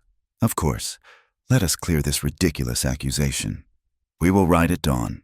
Let everyone get some rest, and we will ride out together and put this fantasy to bed." Silas and Red Hawk exchanged a single, brief look. They knew what that smile meant. "At dawn," Silas agreed, but his eyes, cold and clear, said they would not be waiting that long. They did not wait for dawn. Dawn was a promise to a liar. An hour after the saloon confrontation, while Ash Mesa was sunk in the deep, false peace of a moonlit night, they rode out. They did not take the main road. Red Hawk led them west, then north, cutting across the open range, following dry washes and game trails that only he could see. There were 5 of them. Red Hawk leading on his steady pony, Silas Crowley, his left arm bound tightly in its sling, his rifle resting easy across his lap, his good hand on the reins. Eliza, riding a kestrel horse, her exhaustion a cold, hard knot in her stomach, and behind them, Jed and young Billy, their eyes constantly scanning the dark ridges. They rode into a valley of salt snow. It was not winter. It was a vast alkali flat, a dry, ancient lake bed where the minerals crusted the ground in a brittle, white sheet that glittered like frost under the high, cold moon. The wind was a living thing here. It came from the mountains, a high, thin, whistling sound, and it cut through her wool coat, her dress, her very skin. It tasted of salt and distance. Eliza pulled her collar tighter, her hands raw and chapped, aching on the stiff leather reins. She rode near Red Hawk. He seemed to feel the land rather than see it, his horse moving with a sure, steady pace. He saw her looking up at the sky, at the spill of stars that seemed close enough to touch. He pointed with his chin to the bright, dense river of light that cut the sky in two. "That is not milk," he said, his voice low, "carried on the wind. My people call it the hawk's wing." Eliza watched his face, a sharp, noble profile in the moonlight. He said the first hawk, the ancestor, flew that path to teach his children. The storm lives below, but the high wind lives above. He told them, "Do not flee the storm. Do not bow to it. Rise, find the high, clean wind, and let it carry you over. You are on that path now. Eliza Hart." Eliza looked back at the cold, glittering stars. Find the high wind. She held the reins tighter. Silas rode in silence. He did not speak. He watched. He watched the ridges, the dark cuts in the land, and he watched his own men. He was a commander, even with one arm. He was a man besieged, and he was finally, after years, riding out to meet the enemy on his own terms. It took them hours. The moon was setting, the sky turning a deep, bruised purple. When they reached Raven Gate, the canyon was a black, silent mouth. Red Hawk dismounted. He put a hand on his horse's muzzle. "We walk from here," he whispered. "Leave the horses." They tied them in a hidden grove of pine, muffling the bridles. Red Hawk led them on foot up a narrow, crumbling path that seemed to cling to the canyon wall. It was the North Shelf, a high ledge that no one would find by accident. Eliza's lungs burned. Her legs, stiff from riding, trembled. Silas, climbing with one arm, moved with a grim, pained determination. But he did not slow. Red Hawk stopped. He held up a hand. He pointed. Behind a curtain of ancient, twisted scrub cedar, there was a darkness that was not shadow. It was a cave, a dugout, its entrance hidden. They moved, shadows against the rock. Silas took the lead, his pistol in his good hand. He went in first. It was a large space, dry and smelling of stale smoke, gunpowder, and stolen goods. A lantern, turned low, sat on a crude table. The cash. It was all there. Jed let out a low whistle. Crates of new rifles, barrels of whiskey, and in the corner, a small forge and a set underscore of tools. Jed picked up a kestrel branding iron. Beside it was another iron. The brand blurred. The bird's head altered into a long, cruel spur. The black spur. Billy found crates of ammunition, but Silas moved to the table. It was not a rough camp table. It was a fine mahogany desk, hauled up here with immense effort. Ephraim Cole's field office. With his good hand, Silas opened a heavy, leather-bound ledger. He held it to the lantern light. His face hardened. "It is all here," he said, his voice a low growl. "Every name, every payment, the false homestead claims, the money paid to the railroad surveyor, the money paid to the bartender." Eliza was not looking at the ledger. Her eyes were scanning the desk, and she saw it, pushed to the side, held down by a heavy glass inkwell, was a stack of paper, loose pages, shuffled, smudged with dirt and ink, but unmistakable. She stepped forward, her hand trembling. She lifted the inkwell. She touched the top page, her mother's script, apple pen dowdy. She lifted it, the next page, her own sketch, a design for a walking skirt. She sifted through them, one by one. They were all there, her past, her heart. She gathered them, clutching them to her chest, the tears blurring her vision, hot and sudden. Beside the pages was a small, polished wooden box. She opened it. Inside, nestled on dark blue velvet, were two metal stamps. One was a perfect, intricate eagle, the seal of the governor. The other was nearly identical, but as she traced it with her fingertip, she felt the flaw, a tiny, chipped break in the tip of the eagle's left wing. The tools of the lie. "You think you are different." The voice was light, cold, and full of a brittle, breaking sound. Eliza spun around. Maeve Dunn stood in the mouth of the cave. The rising sun, not yet visible, painted the eastern sky a pale, sick yellow behind her. She held a small, silver pistol, and it was pointed directly at Eliza's heart. The men turned, raising their weapons. "Hold," Silas said. He did not move. He knew the danger of a cornered woman with a small gun. Maeve ignored him. Her eyes were fixed on Eliza, burning with a venom that was almost pure grief. "I came here just like you," Maeve said, her voice shaking. "I had a skill. I had my needles. I was the best seamstress in 3 counties. And what did this town do?" She laughed, a terrible, dry sound. "They looked at me like I was spoiled goods. A woman alone is a woman for sale. They did not want my stitches. They wanted my submission." Eliza looked at the woman, and for the first time, she saw not a villain, but a mirror, cracked and warped. "So I made a choice," Maeve whispered. "Stepping into the cave, I chose the man with the power. I chose Ephraim. He gave me a shop. He gave me respect. All I had to do was listen. All I had to do was watch. All I had to do was be the woman in the coat, the one no one would suspect, and do his quiet work. I survived." Her gaze dropped to the book in Eliza's hands. "And then you came," she hissed. "You, with your pride and your stubbornness and your mother's book. You would not bend. You would not break. You made them look at you, and you made me remember what I gave up." Silas moved then. A small, careful step, his empty hand open. "Maeve," he said, his voice calm, steady. "It is over. Cole is finished. We have the ledger." Red Hawk stepped from the shadows near the cave wall. "Give us the ledger." "Maeve," he said, his voice reasonable. "Give us the book. We will let you ride. You can be gone from this valley. That is a better chance than Ephraim Cole will ever give you." Maeve's eyes darted between them. She was thinking. She was calculating. Her hand, holding the pistol, wavered. How very noble. The voice came from above. It was smooth, amused, and full of triumph. Ephraim Cole stood on the rocky ledge directly above the cave entrance. He was not alone. 4 men, hired mercenaries in hard boots, flanked him. Their rifles were all aimed down into the cache.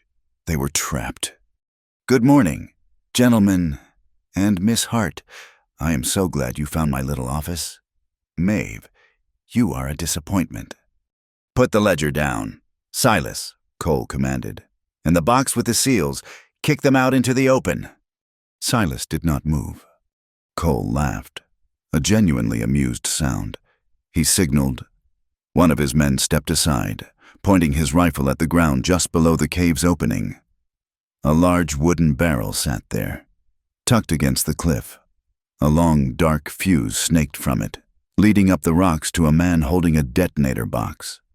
"You see, Silas," Cole explained, "this was always the final plan. The railroad does not actually need this specific spring. It just needs this valley to not have it. A dry valley is a cheap valley. This whole cliffside is packed with unstable shale. That barrel is 50 pounds of dynamite. It will bury this spring under 1,000 tons of rock. It will cut Dry Willow Creek off forever." He nodded to the man with the box. "Do it." The man began to work the plunger. "No." The word was a choked sob from Eliza. Gunfire exploded. Silas shoved Eliza backward into the cave, firing his pistol upward with his good hand. Jed and Billy opened fire, the cave filling with smoke. Red Hawk did not shoot at Cole. His pistol barked once. He was aiming for the man with the detonator. The man screamed, clutching his shoulder, and dropped the heavy box. It tumbled down the rocks. But the fuse was lit. A small, sputtering spark was racing toward the barrel. Silas screamed at Eliza to stay down. She did not listen. She saw the fuse. It was her world. Thread, fuses, stitches. She ran out of the cave, back into the open, while bullets chipped the rock around her. Silas screamed her name, a raw, terrified sound. He stepped out, providing cover, firing his pistol until it was empty, forcing the men on the ridge to duck. Eliza dropped to her knees beside the barrel. The spark was feet away. She fumbled in her apron pocket, her hands shaking violently. She pulled out her heavy iron shears. She tried to cut the thick, tarred fuse. The shears slipped, glancing off. They were not strong enough. She looked at the spark. Seconds. Steady hands. Miss Hart. She jammed her hand into her hair, pulling out a long, metal hairpin. She stabbed it into the fuse, trying to break the powder line. It sputtered, jumped the pin, and kept burning. She cried out in frustration. She dug into her pocket again. The spool of waxed linen thread. Her fingers, frantic, found the end. She did not try to cut. She wrapped. She pulled a long length, wrapping it tight, tight, tight around the fuse, choking it. She wrapped it in a thick, desperate, expert binding. She pulled until her fingers bled. The spark hit the thread. It sputtered. It flared. It died. She stared at it, gasping, her body trembling with a relief so profound it was painful. She had done it. A small pop, a sound like a champagne cork. Red Hawk, his eyes scanning the ground, screamed, "Get back." It was a secondary fuse, a smaller, faster one, hidden under a rock, leading to a smaller, secondary charge, a backup. A bright flash, a sharp, contained crack that was louder than a rifle but less than a boom. The ground heaved, throwing Eliza backward. Silas grabbed her, pulling her behind a massive boulder as rocks and dirt rained down. Then came the sound, a terrible, deep, subterranean groan, a wet, sucking noise. Silas looked. The spring, the pool at the headwaters. It was not buried, but the water was choking. It gurgled, and then the level of the pool began to drop. It was draining, visibly, like a tub being unplugged.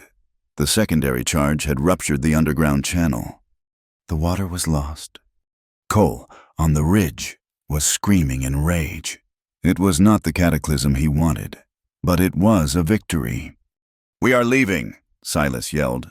He knew they were outgunned and exposed. "We are retreating." Jed and Billy fired, covering them.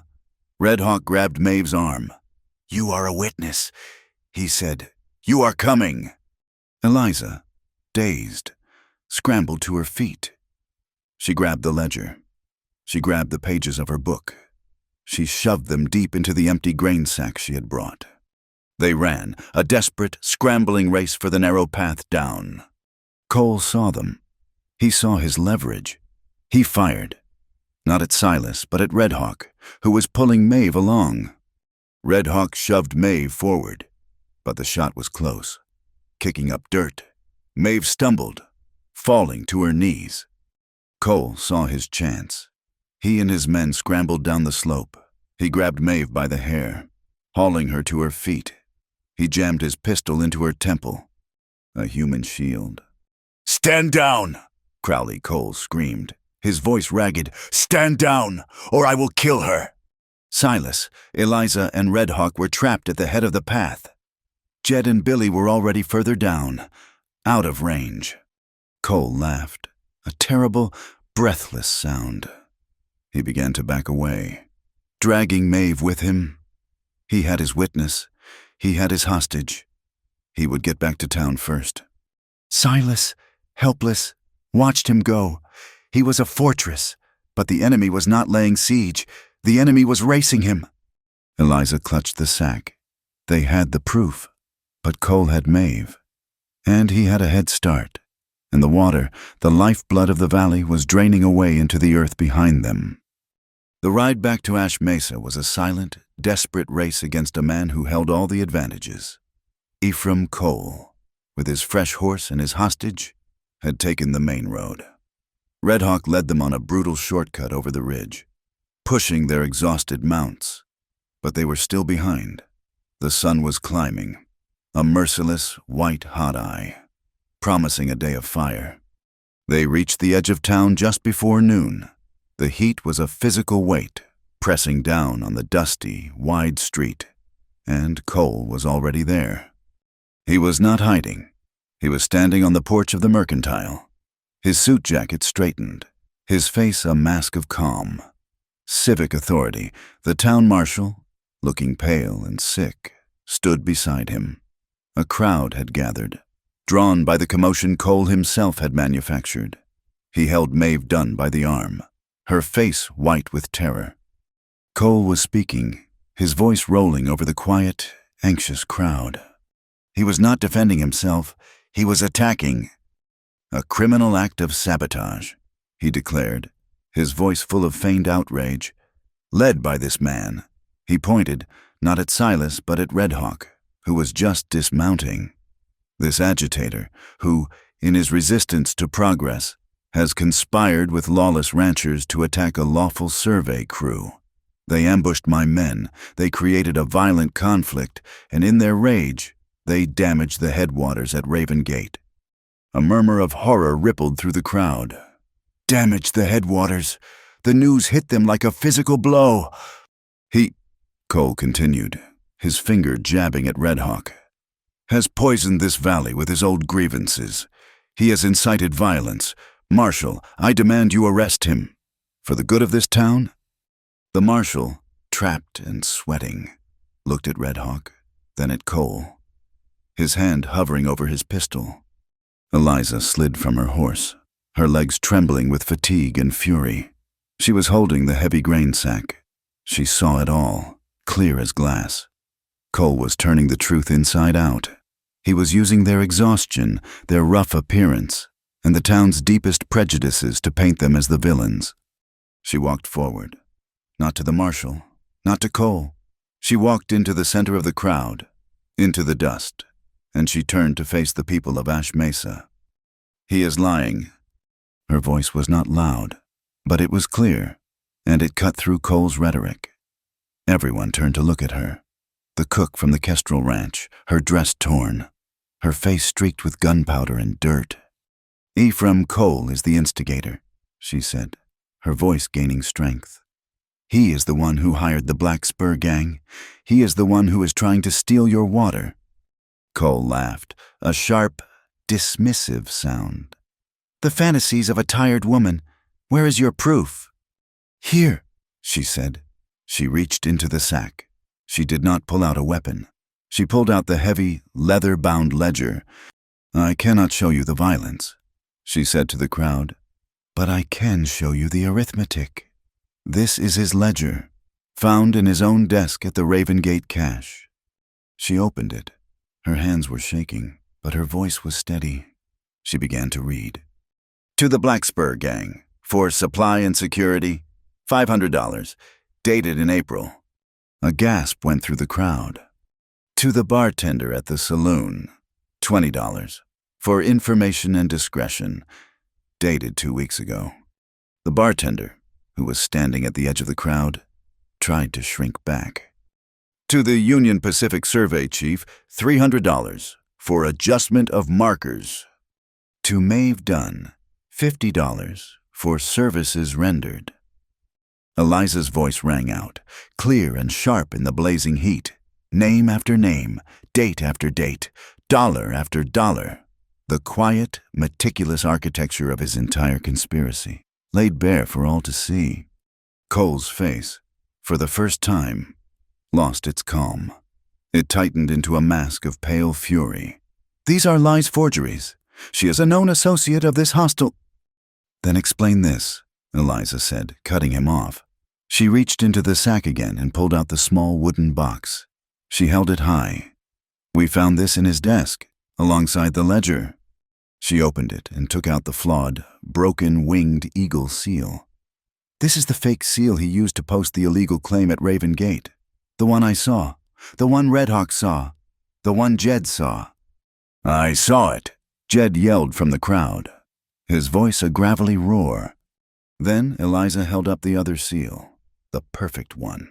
"And this," she said, "is the master he used to make the fake, the tool he used to forge the power of this town and the territorial government." The crowd was silent. They were looking at the seals, at the ledger, at the pale, sweating face of the marshal. Silas Crowley stepped forward. He stood beside Eliza, a solid, immovable presence, his bandaged arm a testament to the night's fight. He reached into his own pocket with his good hand and pulled out a single, gleaming brass cartridge. "This is special ammunition," he said, his voice a low growl that carried across the square. "Brass casing, heavy grain, sold at only one store in this county." He paused, his steel eyes finding Cole. "The Ash Mesa Mercantile. We found crates of it at the cache, enough to arm a private army, his private army." The marshal looked at the cartridge. He looked at the ledger. He looked at the seals. He had no choice. The evidence was absolute. The power had shifted. He turned to Cole. "Ephraim." The marshal stammered, his voice thin. "You need to come with me. We need to talk about this." Cole knew he was finished. His composure shattered. He looked for his men, but the few that had followed him back were already fading into the alleys, abandoning a losing fight. He was alone, with one hostage. "This is madness!" he shrieked, his voice breaking. He grabbed Maeve, pulling her in front of him. "She is the liar, Maeve! Tell them what these ranchers did, tell them the truth, or so help me." He was desperate, his grip tightening on her arm. All eyes turned to Maeve Dunn. She was trembling so hard Eliza thought she would collapse. Her fine peacock cloak was gone, her dress torn. She looked at Cole, his face a twisted mask of command. She saw the end of the line. Then she looked at Eliza, who stood, not in triumph, but in simple, exhausted truth, holding the pages of her mother's life. Maeve had made one choice to survive, and it had led her here. She made another.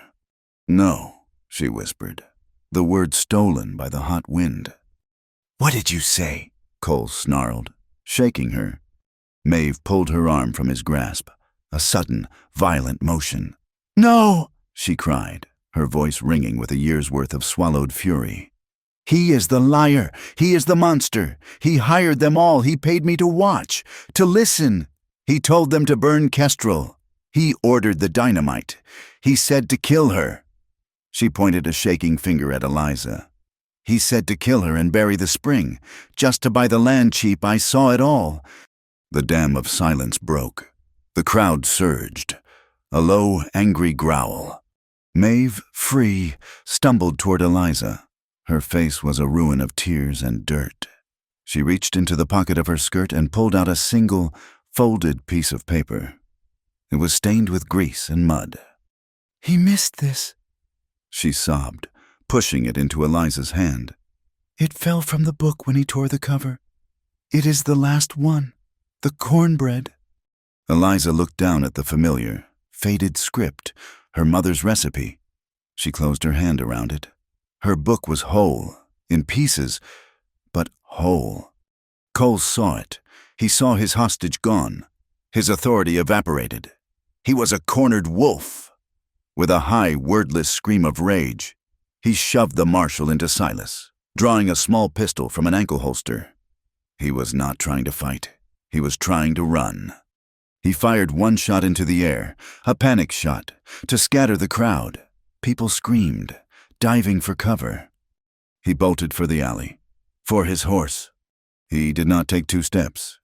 A single, flat crack echoed. It was not Silas. It was Red Hawk. His pistol was steady in his hand, a thin wisp of smoke rising from the barrel. Cole screamed, a high, thin sound, and his pistol clattered to the dust. He stared, in disbelief, at his right hand, at the blood welling from a neat, perfect hole in his palm. Before he could even register the pain, Silas was on him, moving with a speed that defied his wound. He slammed Cole against the wooden wall of the mercantile, his one good forearm crushing the man's throat. "It is done, Ephraim," Silas snarled, his voice a low, final judgment. The marshal, his face ashen, scrambled to retrieve the fallen pistol and snapped handcuffs onto Cole's wrists. The remaining few Black Spur sympathizers in the crowd vanished like smoke. It was over. A deep, profound silence fell on the square, broken only by Cole's panted curses and the sobbing of Maeve Dunn. The adrenaline of the long night and the tense confrontation drained away, leaving only the crushing heat and a bone-deep exhaustion. Then, a new sound. A man shouted, his voice high with a new, different kind of fear. "Look the creek!" A collective gasp. The townspeople moved as one, a silent, anxious herd, toward the small wooden bridge at the end of the street. Eliza, Silas, and Red Hawk followed. They looked down. The dry willow. It was not a creek anymore. It was a ribbon of dark, wet mud with a weak, pitiful trickle of water running down its center. The secondary charge, the ruptured underground channel. It was not a quick death. It was a slow, arterial bleed. "It is dying," a woman whispered, her voice breaking. "We are ruined." The crowd stared, paralyzed. The fight with Cole, the rustlers, the railroad, all of it meant nothing. They had fought for a valley that was now a graveyard. They were facing a drought, immediate and absolute. Eliza stared at the brown, sluggish water. She thought of the sandstorm, the wind trying to tear her kitchen apart, the dust pouring in. She thought of her hands, wrapping the fuse, choking it, stopping the blast. "No," she said. Her voice was quiet, but in the dreadful silence, it was as clear as a bell. Henry, the Kestrel foreman, turned to her, his face a map of despair. "No, Miss Hart, the mountain is broken." "The channel is broken," Eliza said, her mind, so long focused on survival, now racing toward a solution. "The water is still coming from the spring. It is just bleeding into the earth before it reaches us. We have to go back. We have to build a dam." "A dam?" Jed's voice was incredulous. With what, child? By the time we gather. We have everything, Eliza insisted, turning, her eyes finding Jed, then Henry, then the whole crowd. We have wagons, we have shovels, we have hundreds of empty grain sacks, we have axes, we can cut willow and pine, we have canvas tarps to line it, we can build a temporary dam right below the break to catch the water and force it back into the main creek bed. The crowd murmured. It was a mad, desperate idea. It was something. Red Hawk stepped forward, standing beside her. He looked at Eliza, then at the hills, his gaze distant, reading the land he knew. She is right, he said, his voice cutting through the doubt. But the main bed is too wide.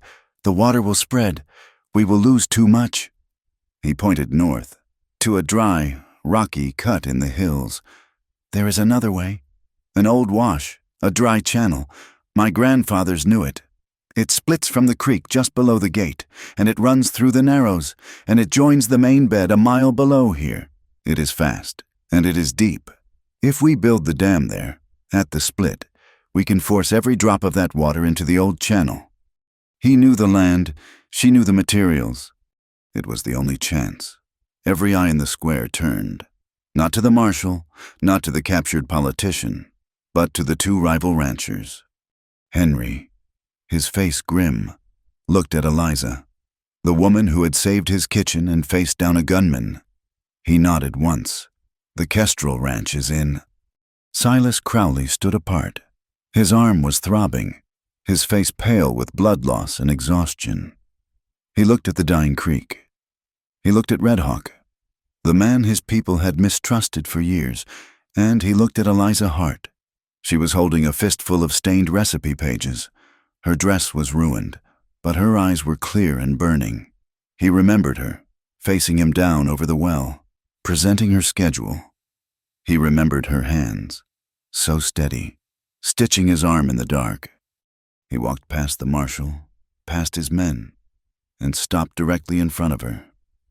He did not speak to the crowd. He spoke only to her, his voice low and rough. What do you need? Eliza's breath caught. Shovels, she said, her voice finding its strength. Axes, every wagon and every empty sack in Ash Mesa. Every man, every woman who can carry a rock. Silas nodded once. He turned to his own Bar C crew. You heard her? He then raised his voice, a commander's bark that silenced the town. We are moving. Every man, my wagons, Kestrel's wagons, every wagon in this town. We ride to the gate. The cook is in charge of the dam. Red Hawk will show us the way. You will do exactly as they say. Now. He turned back to Eliza. His steel-gray eyes held hers. It was not softness. It was not affection. It was something far more rare, forged in gunfire and desperation. It was trust. Lead the way, Miss Hart. It was not a rout. It was an exodus. The entire town of Ash Mesa, shaken from its panicked stupor by Eliza's desperate logic and Silas's command, turned itself inside out. This was a war, not of bullets, but of minutes. Every second the water bled into the dry earth at Raven Gate was a second the valley died. Wagons rattled out of town, loaded not with goods for sale, but with the tools of survival. Shovels, picks, axes, empty grain sacks, barrels, every length of rope and canvas that could be found. Men from the Bar C, who had only ever viewed Kestrel men over the sight of a rifle, now worked together, loading Henry's wagon. Women, who had been hiding in their kitchens, emerged, their faces set, carrying food, water kegs, and blankets. Eliza rode near the front with Red Hawk and Silas. She was no longer just a cook. She was, for this one, desperate day, the engineer of their survival. She had no training, no knowledge of hydraulics, but she had a seamstress's mind. She knew how to join, how to mend, how to take disparate, broken pieces and stitch them into something whole and strong. When they arrived at the ruptured spring, the sight was devastating. The pool, once deep and clear, was a shallow, bubbling mud pit. The water that welled up from the earth vanished almost as quickly into the new fissure the dynamite had torn open. The main creek bed was dry. Red Hawk led them to the place, a narrow choke point in the canyon just below the spring, where a high, dry wash split off from the main channel. "Here," he said, his voice low and certain. "This is the throat. We must close the main artery. We must force the water into this old one." Eliza slid from her horse, her body a single, unified ache. She looked at the tons of rock, the wide gap, the dying water. She felt a wave of dizziness. It was too big. Silas dismounted beside her. He did not touch her. He just stood there, his solid, wounded presence a strange anchor. He was waiting. For her. She took a deep breath, tasting the dust. She thought of her kitchen, of the sandstorm. She had saved that small, wooden box. This was just a bigger box, with a bigger hole. "Right," she said, her voice hoarse. She turned to the crowd, the 50 or 60 men and women who were staring at her, their faces pale with fear. She began to organize. Her voice, cracked with exhaustion, found its new authority. "The Barcy Riders," she called out, pointing to Silas's crew. "You are the strongest. We need a frame. Axes. Cut pine. Cut willow. Anything thick. We need a wall of stakes driven deep into the bed, right where Red Hawk is standing." The men, who would have taken orders from no one but Crowley, looked at their boss. Silas nodded once. "You heard her. Move." "Henry," she turned to the Kestrel foreman. "Your men, all the wagons. We need rock. Big rocks for the base, small rocks and gravel to fill. Every man with a wagon. Get moving. Every man with a shovel.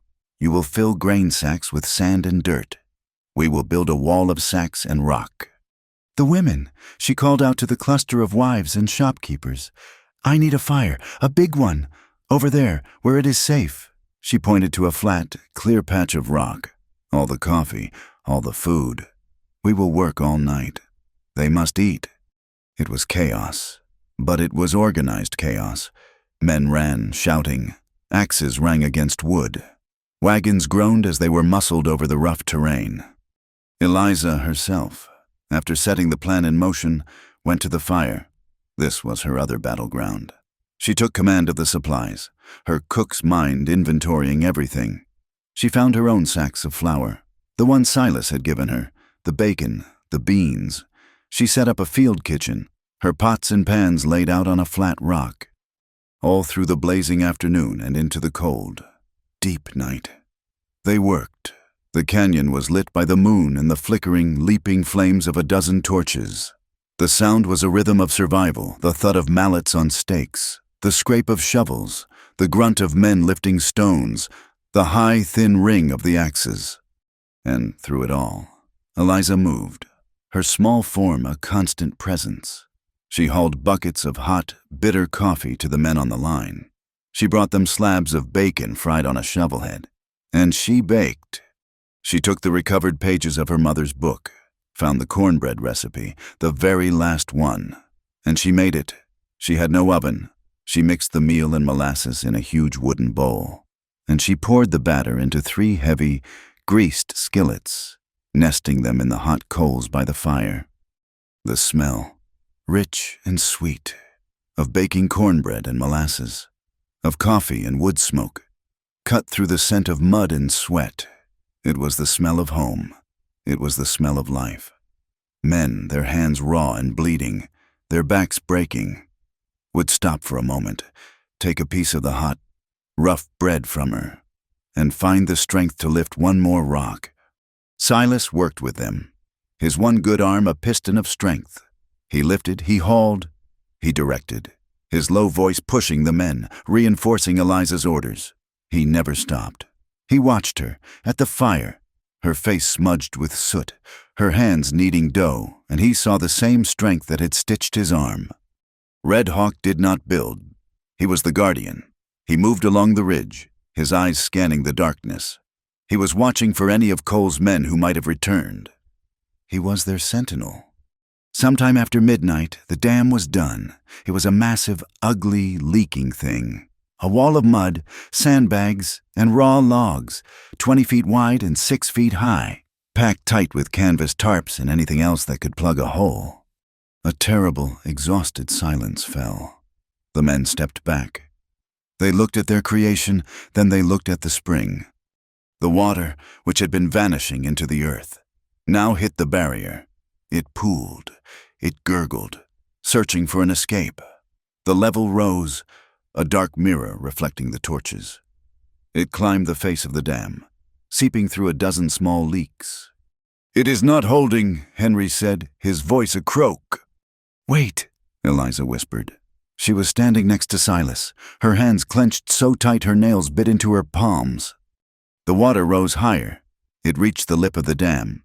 It hesitated, and then, with a new, wet, joyous sound, it spilled over the top. It did not go into the main, dry creek bed. It poured into the narrow, ancient channel Red Hawk had shown them. A trickle, then a stream, then a surge. A roar went up from the men. It was not a cheer. It was a deep, primal cry of relief, a sound of profound, exhausted triumph. They followed it.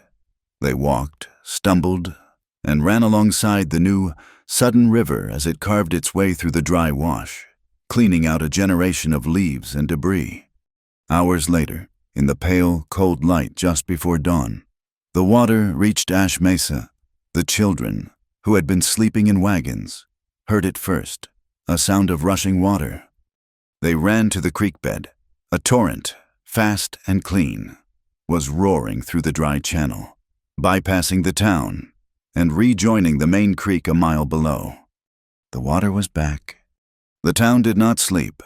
They gathered at the bridge, watching the new river, their faces lit by the rising sun, under the moonlight. And now the new dawn. Children, laughing and shouting, ran barefoot into the mud, splashing in the cold, life-giving flow. The crisis was over. The work of survival began. The next day, the federal marshal, summoned by telegraph, arrived from Cheyenne. Ephraim Cole, his hand bandaged, his face a mask of cold hate, was taken away in irons. Silas Crowley, his arm still in Eliza's sling, signed his name to the federal witness testimony. As he finished, the new interim town council, hastily assembled, approached him. They were pale, anxious. "Mr. Crowley," the mercantile owner said, "you have the claim to the common well, with the creek diverted." Silas looked at the man. He looked at the townspeople, his neighbors. Then he looked at Eliza, who was standing quietly by, holding the sack with her mended book. He was a man who had held his property by iron and powder. He reached into his pocket. He did not pull out a deed. He pulled out the folded, grease-stained piece of paper she had given him what felt like a lifetime ago, the water schedule. He smoothed it out on the marshal's desk. He picked up the pen, dipped it in the ink, and signed his name at the bottom with a flourish. "The Bar C," he announced, his voice clear, "abides by Miss Hart's schedule. The common well will be shared. What is left of the water belongs to all of us." He had ceded his ironclad right, his absolute claim for her practical, paper compromise. He had chosen the community. Maeve Dunn's hearing was quiet. She told the truth. She did not spare herself. Red Hawk and Eliza both spoke, not in her defense, but to the facts that she, too, had been a tool for Cole, and that she had provided the final, critical clue at the risk of her own life. She was not jailed. The council, in its new wisdom, chose mercy. She was to be exiled from the county by sundown. Eliza found her in the small seamstress shop, packing a single bag. Maeve had already signed the shop and its contents over to her young apprentice. "You are not going to keep the cloak?" Eliza asked, pointing to the peacock blue garment, still hanging by the door. "I am leaving that color behind," Maeve said. She did not look at Eliza. She snapped her bag shut. She turned. Her face was hard, but the brittle anger was gone. "I am sorry," she said. The words were quiet, stiff. "Not for what I did to survive, but for what I tried to do to you." Eliza nodded once. She understood. It was a release. She did not hold the hate. Good luck, Maeve. Maeve Dunn walked out, her back straight, and did not look back. The town offered Red Hawk the job of deputy marshal. He now had the respect of every rancher in the valley. He politely refused the Silver Star. I cannot walk your path and my own at the same time, he told Silas, who had come to offer him the position personally. I am a guide. I listen to the land, not to a book of laws. You need a man who will enforce your rules. He looked toward the Kestrel kitchen. I think you have found someone good at making those. Life settled, but it was a new life. The ranches, Barcy and Kestrel, were now bound by a common threat and a common solution. They worked together to manage the new, fragile water source. Eliza's life changed. She was the Kestrel cook, but she was also the hero of the dam, the architect of the water treaty. She packed her sewing machine and her cooking pots into the Kestrel buckboard. She became a mobile enterprise, a traveling kitchen and mending service, moving between the two ranches as the men worked the combined herds. Silas would find her, mending a saddle blanket under a cottonwood, her sewing machine whirring. He would dismount, holding his hat. They would talk. It was a new, difficult language for them both. They did not speak of ambushes, or blood, or fear. They spoke of the weather. They spoke of the price of cattle. He was awkward, his words clipped. She was direct, her words simple. They were, painfully, slowly, learning to speak like ordinary people. That evening, Eliza sat on her own kitchen porch. The creek, in its new channel, made a faster, brighter sound. The air was cool. She had the pages of her mother's book. They were stained, torn, and out of order. She had the ruined, empty cover. She took her needle, the one she used for canvas, and a long, strong strand of waxed linen thread. She was a seamstress. She began to stitch. She did not restore the book. She remade it. She stitched the loose pages, the memories, back into the cover, her small, strong hands pulling the thread tight, binding her past. When she was done, she opened it. The first page, the one that had been the inside lining of the cover, was blank. She took a pencil from her apron pocket. She smoothed the paper, under the light of her lantern, in the quiet of the Wyoming night. She began to write. She did not start with a recipe. My name is Eliza Hart. She wrote, I arrived in Ash Mesa in the spring of 1883. I came here seeking work. I came to be a cook. She paused, listening to the water. She smiled, a small, tired, real smile. I found work to do. The high, thin keening of a fiddle cut through the crisp autumn air. The summer of fire and drought had given way to a season of sharp, clear light and a sky the color of a deep, clean river. The town of Ash Mesa was holding a harvest festival. It was not a celebration of bounty. The harvest had been thin. It was a celebration of survival. They were celebrating the simple, profound fact that they were still there. Lanterns were strung between the mercantile and the saloon, glowing like captured moons in the twilight. A space had been cleared in the wide street, and couples, awkward and joyful, were wheeling in a circle dance. The air, for the first time since Eliza had arrived, smelled not of dust, but of roasted meat, spiced apples, and the unmistakable, comforting scent of cornbread. Eliza stood behind a long plank table, serving slices of her bread. It was her mother's recipe, the one Maeve had coveted, the one that had been returned to her, stained and precious. She served it freely to everyone. She had made a new dress for the occasion. It had taken her weeks, working in the small moments after the cooking and mending were done. She had used the finest wool she owned, a bolt she had carried all the way from St. Louis. The color was a deep, vibrant, peacock blue. She wore it without a trace of fear or anger. She had taken the color of her enemy, the symbol of her violation, and had stitched it into a mark of her own strength. It was just a color. It was just a dress. It was hers. The Kestrel men and the Barcy men, in clean shirts, mingled at the tables, sharing bottles and plates. They were not friends, not yet, but the hard edges of their rivalry had been worn smooth by the shared labor of the dam. She saw Silas Crowley standing near the blacksmith's shop. On the far edge of the light, he did not dance, he did not mingle. He watched, a solid, unmoving figure. His bandaged arm long since healed, but his left arm still held stiffly at his side, as if he were still guarding it. He looked uncomfortable in a clean suit, his face rigid. He was a man of fences and work, not of parties. He watched her as she laughed with young Billy, as she handed a piece of bread to the marshal's wife. Later, as the dancing grew rowdier, Eliza stepped away to fetch more cider. She was in the shadow of the mercantile porch when he moved, stepping in front of her. Miss Hart. Mr. Crowley. She stopped, her heart giving a small, foolish leap. They spoke almost every day now, about cattle or supplies, or the state of the mended fence line at the dam. But this was different. He seemed to be at a complete loss for words. He held his hat in his good hand, turning the brim over and over. "The bread is good," he finally managed, his voice a low rumble. "Thank you. It is my mother's recipe." "Yes," he nodded, as if this were important information. He cleared his throat. He reached into the deep pocket of his suit coat. His movements stiff, awkward, he pulled something out. It was a small piece of wood. Pine, whittled by an unsteady, powerful hand. It was a bird, its wings spread wide, its head sharp. A hawk.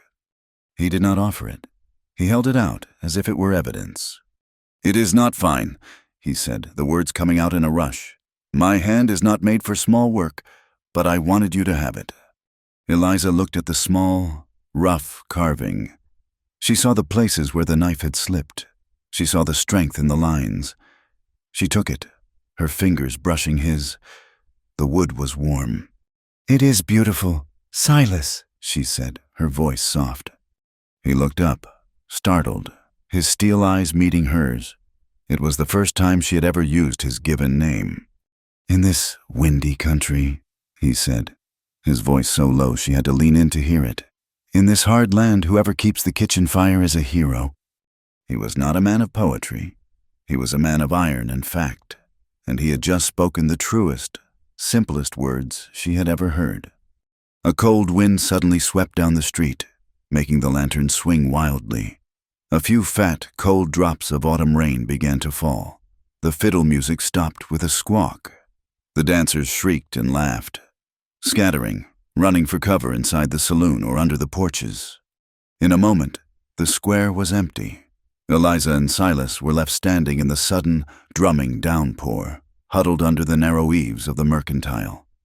The rain fell in a silver, noisy curtain, isolating them from the world. They stood close, not touching, watching the street turn dark and slick. The smell of the rain hitting the dry dust was sharp and clean. He looked at her. Her blue dress was darkening with damp. Her hair was coming loose. He looked at her hands, the ones that had stitched his arm, held a crew together in a sandstorm, and built a dam. They were red and chapped from the lye soap. He did not wrap his arm around her. He did not lean in to kiss her. He simply, slowly, covered her right hand with his own. His hand was large, calloused, and wonderfully warm. It was a gesture of profound, quiet comfort, a shelter. She did not pull away. She leaned her head back against the rough wooden wall of the store, and for the first time since St. Louis, she felt completely safe. They said nothing. They just stood together, hand in hand, listening to the sound of the rain, a silent promise of companionship. They were two survivors, two heroes of the kitchen fire, agreeing to be a bulwark for each other. It was not a vow. It was a fact. The next day, as Eliza was packing her wagon to return to the Kestrel Ranch, Red Hawk approached.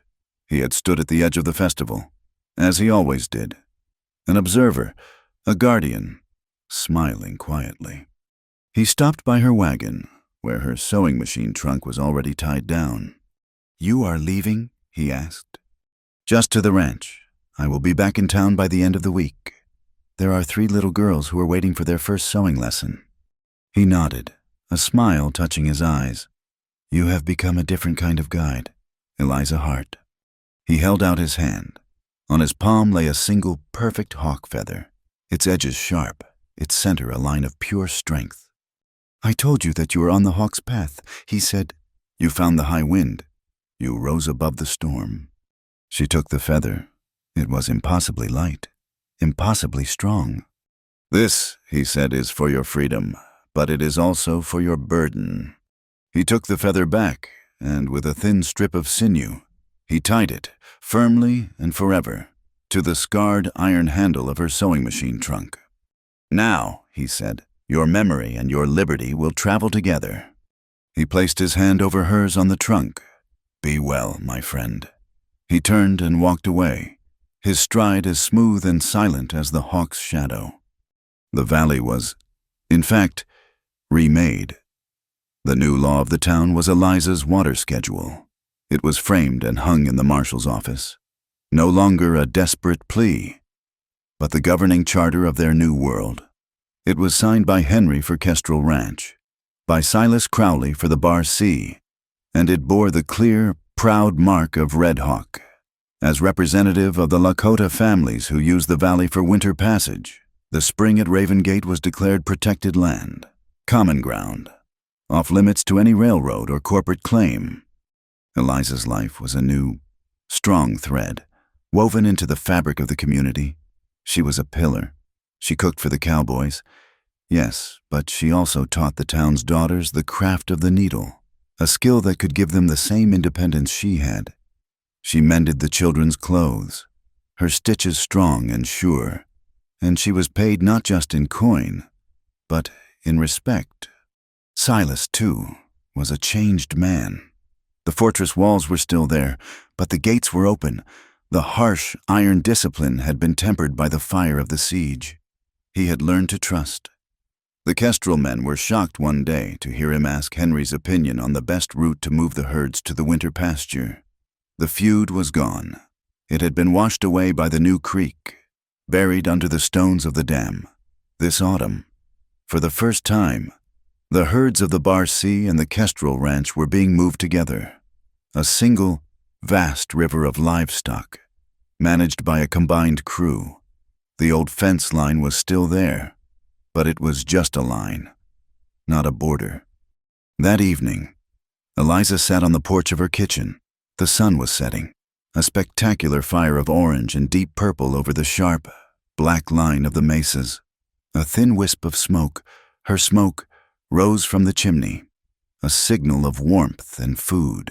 The new creek, running in its fast, deep channel, made a sound of constant, living music.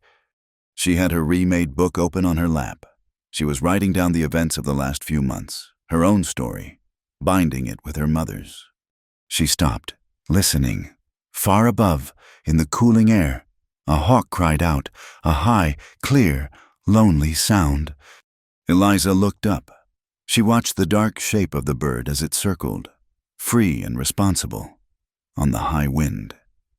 She was not a seamstress from St. Louis. She was not a lost, desperate woman. She was Eliza Hart.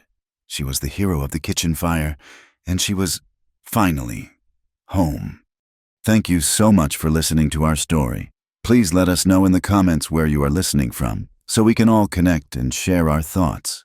And do not forget to subscribe to our channel Wild West Tales, like the video, and give it a boost by pressing the hype button so this story can be heard by more people.